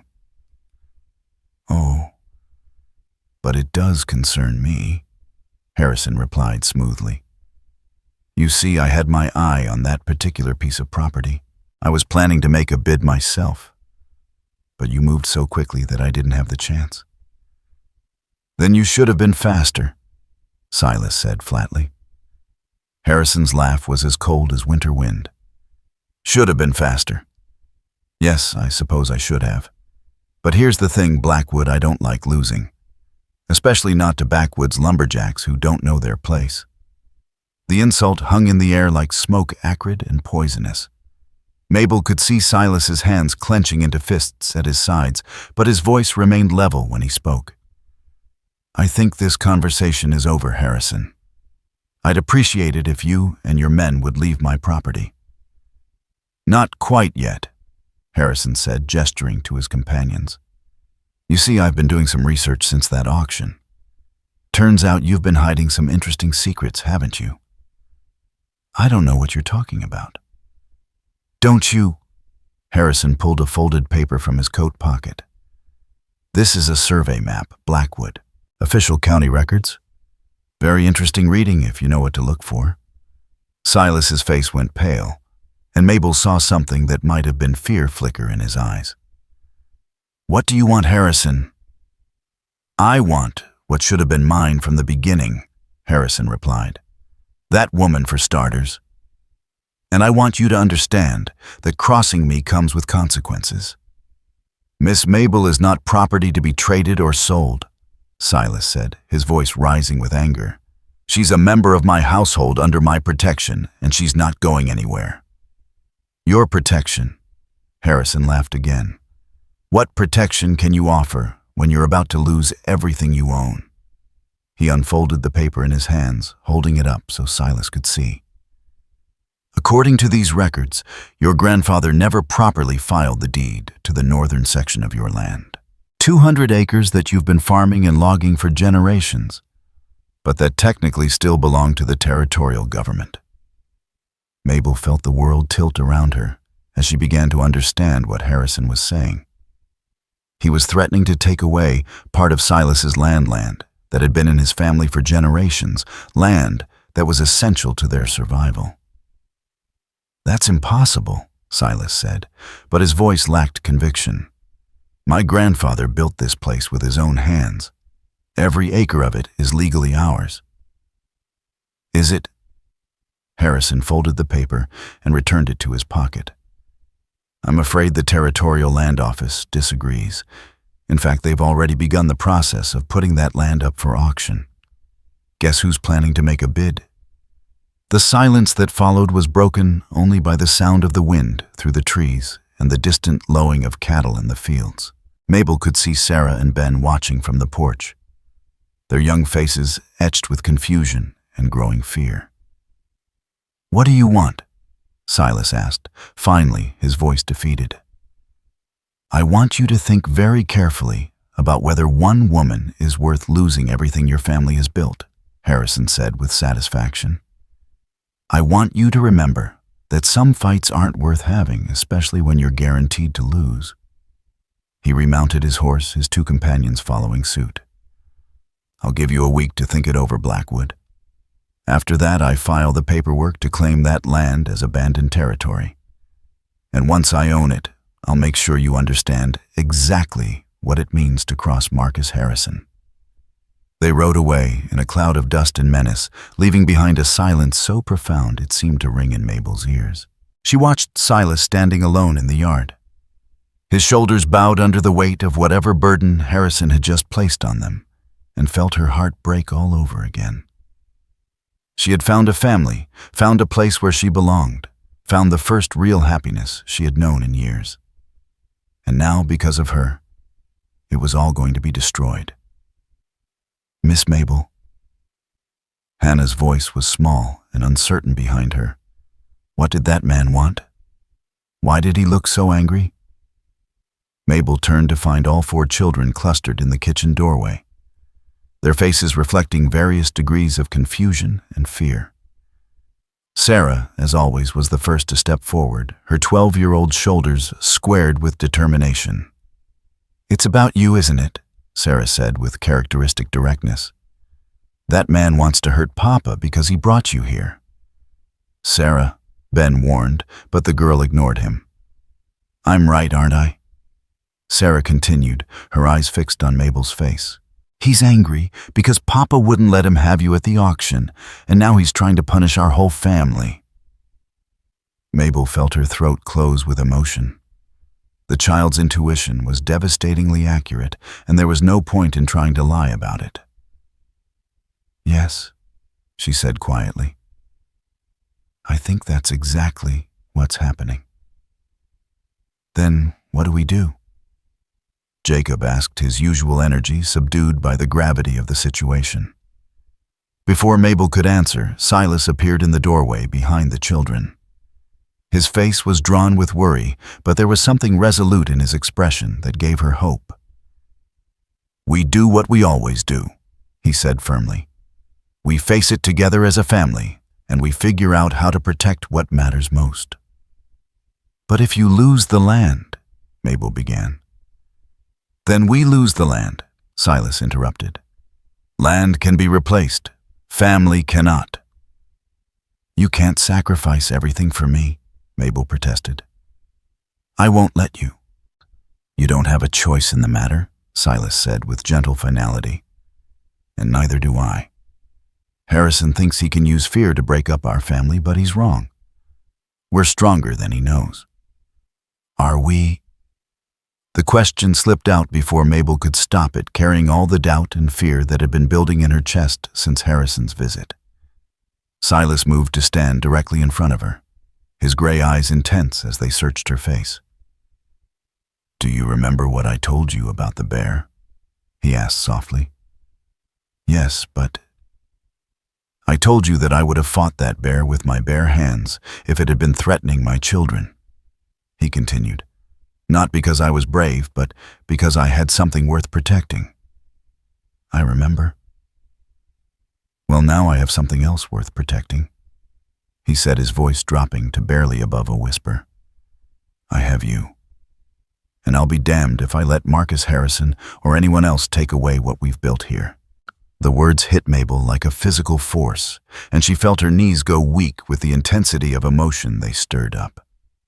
Here was this man, this good and decent man, willing to risk everything he had built to protect her, not because he needed her services or her labor, but because she had become precious to him. "What if it's not enough?" she whispered. "What if we can't win?" "Then we'll lose together," Silas said simply. "And we'll figure out what comes next together, too. That's what families do." From behind them came the sound of Sarah clearing her throat with obvious impatience. "Are you two going to stand there talking all day?" she asked with characteristic directness. "Or are we going to figure out how to fight back?" Silas turned to look at his daughter with raised eyebrows. "Of course we," Sarah said firmly. "This is our family Harrison is threatening. Hannah might be too little to help much, but the rest of us aren't going to just sit here and let him destroy everything we care about." "That's right," Ben added, stepping forward with the determined expression of a young man ready to prove himself. "Whatever needs doing, we'll do it. Even if it means standing up to the richest, most powerful man in the county," Silas asked. "Especially then," Jacob said with surprising maturity. "Miss Mabel is family now, and nobody hurts our family." Standing in that kitchen, surrounded by the fierce loyalty of children who had claimed her as their own, and the steady strength of a man who valued her above his own security, Mabel felt something fundamental shift inside her chest. For the first time in her life, she truly understood what it meant to belong somewhere, to be worth fighting for, to be loved not for what she could provide, but for who she was. The road ahead would be difficult, perhaps impossible. Harrison was wealthy and powerful, with connections and resources that dwarfed anything they could bring to bear against him. But as Mabel looked around at the faces of her chosen family, she felt a fierce determination rise up inside her. Let Harrison come. Let him try to tear apart what they had built together.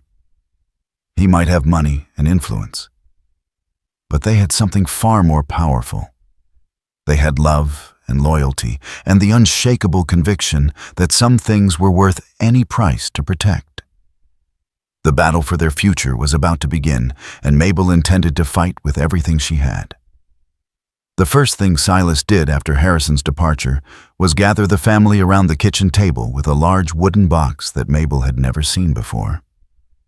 His movements were deliberate but urgent as he lifted the heavy lid to reveal stacks of papers, maps, and documents that represented decades of Blackwood family history. "Help me find Grandfather's original land grant," he said to Ben, who immediately began sorting through the yellowed papers with careful precision. "It has to be here somewhere. Every deed, every survey, every legal document related to this property my father kept meticulous records."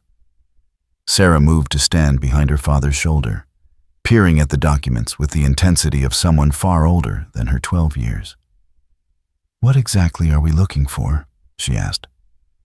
"Proof," Silas said grimly. "Proof that Harrison is lying about the northern section. My grandfather didn't just squat on government land. He filed proper claims, paid fees, followed every legal requirement that existed at the time." "But what if the papers were lost?" Hannah asked from her seat beside Mabel. The little girl was still pale from her recent illness, but her eyes were bright with determination. What if they got burned in a fire or something? Then we find another way, Silas said with quiet conviction. There are always multiple records of land transactions. The territorial office, the county courthouse, the federal land office. Somewhere there's documentation that proves our legal claim. Jacob, who had been unusually quiet since Harrison's visit, suddenly spoke up. What if we just gave him what he wants? He asked in a small voice. What if Miss Mabel went away? Would he leave us alone then? The suggestion hung in the air like a poisonous cloud. Mabel felt her heart clench as she saw the desperate hope in the 8-year-old's eyes, hope that this nightmare could be ended simply by removing its apparent cause. Jacob Blackwood? Sarah said with fierce intensity. Don't you dare suggest such a thing.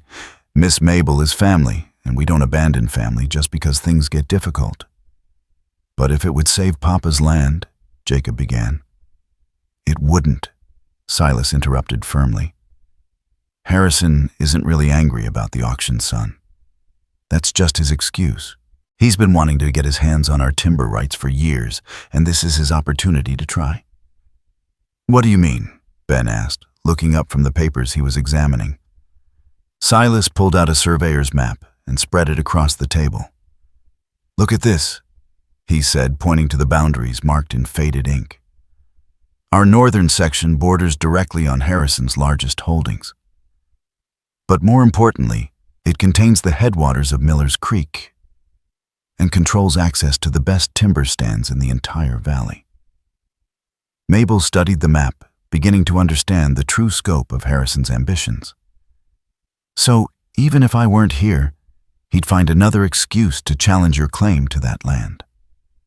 Exactly. The auction just gave him a convenient pretext and a personal grudge to motivate him. Silas rolled up the map with careful precision. We're not fighting this battle because of you, Mabel. We're fighting it because Harrison is a greedy man who thinks he can take whatever he wants. But we are fighting it, Ben said, and there was something adult in his voice that made Mabel's heart ache for his lost childhood. Aren't we, Papa? We're not just going to let him steal our land. We're going to fight with every legal means at our disposal, Silas confirmed. But I need all of you to understand what that means. It's going to be expensive, time-consuming, and there's no guarantee we'll win. Are you prepared for that? We're prepared, Sarah said immediately, speaking for all of them with characteristic authority. Even if it means we might lose everything anyway, Silas pressed. Even if fighting back just makes Harrison angrier and more determined to destroy us? Especially then, Hannah said with surprising firmness for such a young child. Mama always said that right is right even when it's hard. The mention of their mother brought a moment of reverent silence to the kitchen. Then Jacob, his childish voice trembling with emotion, said what they were all thinking. Mama would want us to fight for our family. Yes, Silas said softly. She would. What followed were 3 of the most intense days Mabel had ever experienced. The kitchen table became a command center where papers were sorted, maps were studied, and plans were made with military precision. Silas sent Ben on horseback to the county seat with a list of records to research, while Sarah took charge of organizing their existing documents into chronological order. Mabel found herself assigned the task of writing letters to territorial officials, to other landowners who might have faced similar challenges from Harrison, to anyone who might have information or influence that could help their cause. Her neat handwriting and formal education, once sources of shame in a world that valued practical skills above book learning, suddenly became valuable assets in their fight for survival. Write to Judge Morrison, too, Silas suggested as he reviewed her latest draft. He knew my father performed the wedding ceremony when I married Mary. He might be willing to testify about the family's long-standing presence on that land. What about Pastor Williams? Hannah asked from her corner, where she was supposedly reading, but was actually listening to every word of their strategizing. He's baptized all of us, and he visits the northern section every year to bless the graves in the family cemetery." "The cemetery?" Silas breathed, and suddenly his face lit up with the first real hope Mabel had seen since Harrison's visit. "Hannah, you brilliant child, you may have just saved us." "What do you mean?" Mabel asked. "Burial rights," Silas explained, already moving toward the door.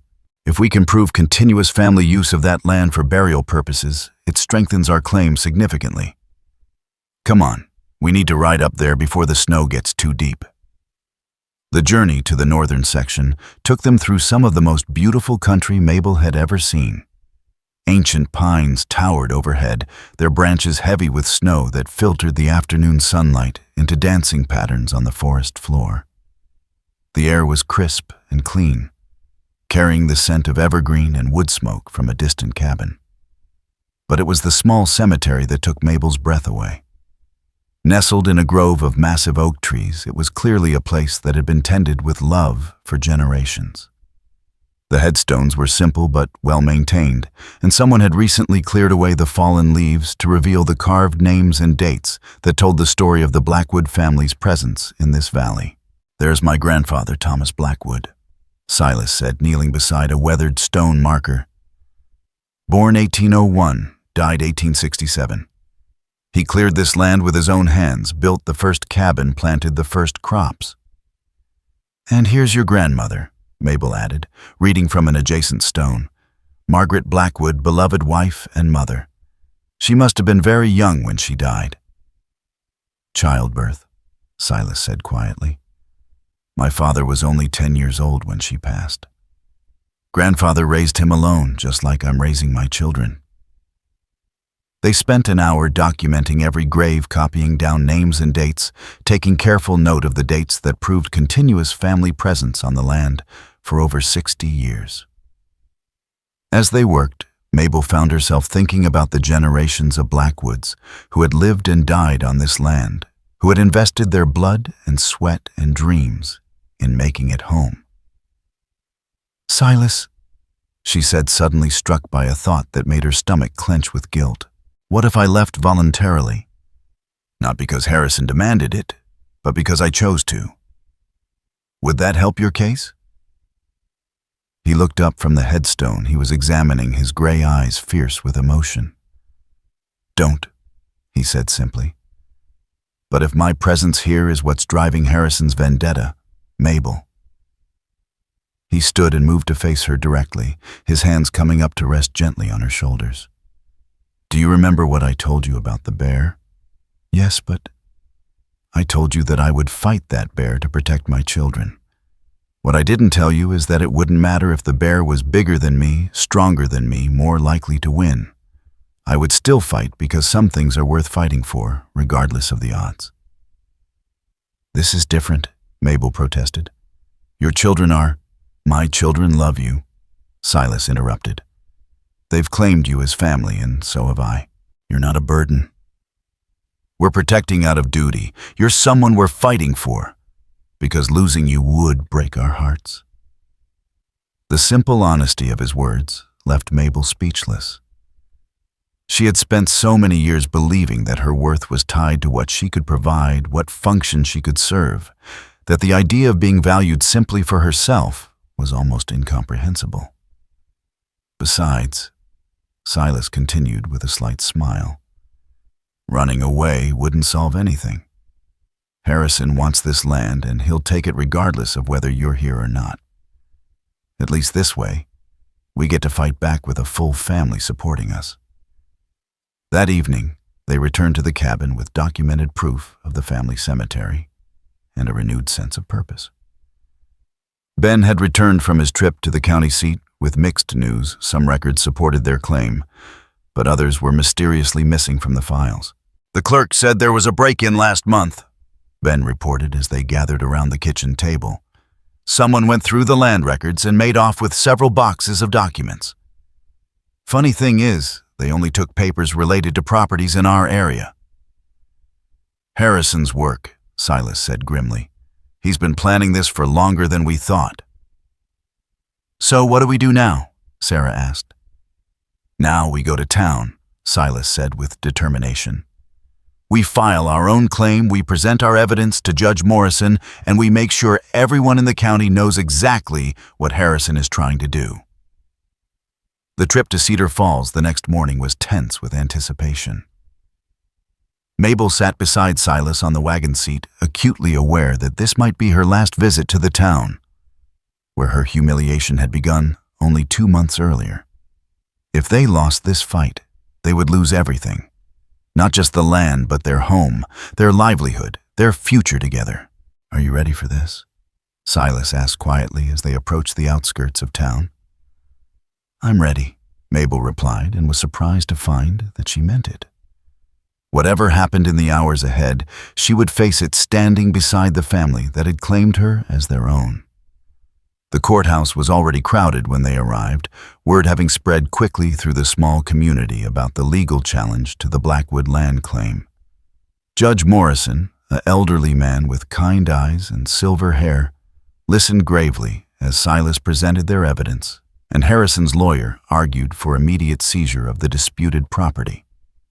"Your Honor," Harrison's lawyer said with oily confidence, "the territorial records clearly show that the northern section of the Blackwood property was never properly deeded. My client is simply seeking to claim abandoned land that has reverted to government ownership." "Abandoned!"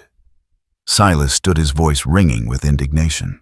"Your Honor, my family has been buried in that soil for 3 generations. We've farmed it, logged it, and maintained a family cemetery there for over 60 years. How can land with active graves be considered abandoned?" The lawyer waved dismissively. "Burial sites don't constitute legal ownership, Your Honor, without proper deeds and surveys." "I have proper deeds and surveys," Silas interrupted, producing the documents they had found in his father's papers. "Filed in 1849 with the Territorial Land Office, witnessed and notarized according to the laws of the time." The lawyer's confidence faltered slightly as he examined the papers. "These documents appear to be irregularly filed, Your Honor. The Territorial Office has no record of..." "Because someone stole the territorial records." Ben spoke up from his seat in the gallery, his young voice carrying clearly through the courtroom. "The county clerk told me himself that someone broke into the land office last month and took all the files related to our area." A murmur ran through the crowd at this revelation. Judge Morrison leaned forward, his expression stern as he addressed Harrison's lawyer. "Are you saying that your client's claim is based on the absence of records that may have been illegally removed?" "I'm saying that absent proper documentation, I have documentation." The voice came from the back of the courtroom, and everyone turned to see a small, elderly woman making her way slowly toward the front. Mabel recognized her as Mrs. Patterson, the widow who lived near town and always had too many kittens to give away. "Mrs. Patterson," Judge Morrison said with obvious respect, "do you have something to add to these proceedings?" "I certainly do," the old woman said with surprising firmness. "I was Martha Patterson's daughter-in-law before I was widowed, and Martha Patterson was present when Thomas Blackwood first filed his claim to that land in 1849. She kept a diary. Your Honor and I still have it." The courtroom erupted in surprised murmurs as Mrs. Patterson produced a small leather-bound book from her handbag. Every land transaction, every birth, every death, every major event in this county for 40 years, Martha wrote it all down, including the exact date and details of Thomas Blackwood's land claim. Harrison's lawyer looked genuinely shaken as Mrs. Patterson handed the diary to Judge Morrison. "Your Honor, this is inadmissible hearsay. This is contemporary documentation by a respected member of the community," the judge corrected firmly. "Mrs. Patterson, would you be willing to testify under oath about the contents of this diary?" "I'd be delighted to," the elderly woman said with obvious satisfaction, "especially since it proves that Mr. Harrison's grandfather tried to challenge Thomas Blackwood's claim back in 1852, and was told by the territorial governor himself to stop harassing honest settlers. The effect of this revelation was immediate and dramatic. Harrison, who had been sitting with smug confidence throughout the proceedings, went pale as the implications sank in. His lawyer began frantically shuffling through papers, clearly trying to find some way to salvage their case. Judge Morrison spent several minutes reading through the relevant entries in Martha Patterson's diary, his expression growing more stern with each page. Finally, he looked up and addressed the courtroom with grave authority. Based on the evidence presented today, I find that the Blackwood family has maintained continuous and legal ownership of the disputed property for over 60 years. Mr. Harrison's claim is denied, and any attempt to interfere with the Blackwood family's peaceful enjoyment of their property will be considered harassment under territorial law. The courtroom exploded in cheers and applause as the judge's gavel fell with finality. Mabel felt Silas's strong hand grasp hers, his fingers intertwining with hers as they shared a moment of profound relief and joy. But their celebration was short-lived. As they made their way out of the courthouse, Harrison himself intercepted them on the steps, his face twisted with rage and humiliation. "This isn't over, Blackwood," he snarled. "You may have won this round, but I have other ways of dealing with people who cross me." "Is that a threat, Harrison?" Silas asked calmly, though Mabel could feel the tension radiating from his body. "It's a promise," Harrison replied. "You think your little family is safe just because you won in court. You have no idea what I'm capable of. And you have no idea what you're dealing with." Sarah's voice rang out as she stepped between the two men, her 12-year-old frame dwarfed by their bulk, but her spirit undaunted. "You tried to steal our land, and you failed. You tried to break up our family, and you failed. What makes you think we're afraid of anything else you might try?" Harrison's face darkened further as he looked down at the defiant child. "Little girls should be seen and not heard," he said with cold menace. "And grown men should learn to lose gracefully." Sarah shot back without flinching. For a moment, Mabel thought Harrison might actually strike the child. His hand began to rise, his face contorting with fury, but before he could complete the motion, Silas stepped forward with deadly calm. "If you so much as think about laying a hand on my daughter," he said in a voice that was barely above a whisper, but carried the force of an avalanche, "I will personally make sure you regret it for the rest of your very short life." Harrison's hand dropped to his side, but the hatred in his eyes burned brighter than ever. "We'll see how brave you all are when winter really sets in," he said. "We'll see how long your little family stays together when the money runs out and the food gets scarce." With that ominous parting shot, he stalked away toward his expensive carriage, leaving the Blackwood family standing together on the courthouse steps in the weak autumn sunlight. "Is he going to try to hurt us?" Hannah asked in a small voice, pressing close to Mabel's side. "He can try," Silas said with quiet confidence. "But he won't succeed. We've got something he'll never understand. We've got each other, and that makes us stronger than any one man, no matter how wealthy or powerful he thinks he is."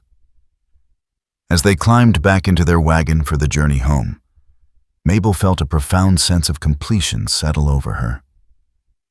The legal battle was won, but more importantly, the emotional battle was won as well. She was no longer the broken woman who had stood on an auction platform 2 months ago, convinced of her own worthlessness. She was part of a family that had fought for her, claimed her, defended her right to belong. "Thank you," she said quietly to Silas as they drove through the gathering dusk toward home. "For what?" "For seeing something in me worth fighting for." Silas reached over and took her hand, his calloused fingers warm against her palm. "Thank you," he replied, "for being exactly who you are. Not what someone else wanted you to be, not what the world said you should be, but exactly who you are." Behind them in the wagon bed, the children chattered excitedly about the day's events, their voices bright with relief and triumph. But it was Hannah's voice that carried most clearly over the sound of the wheels on the road. "Miss Mabel," she said, with the profound wisdom that sometimes comes from the mouths of 8-year-olds. "I think you're the best thing that ever happened to our family." "Even better than Christmas morning?" Jacob asked with serious consideration. "Even better than Christmas morning," Hannah confirmed solemnly. As they crested the hill that brought their cabin into view, smoke rising from the chimney in a welcoming plume against the darkening sky, Mabel felt tears of gratitude slip down her cheeks. She had found her home at last, not a place, but a group of people who had chosen to love her, not in spite of her supposed failings, but because of the woman those experiences had shaped her to become. The road ahead would still have challenges, she knew.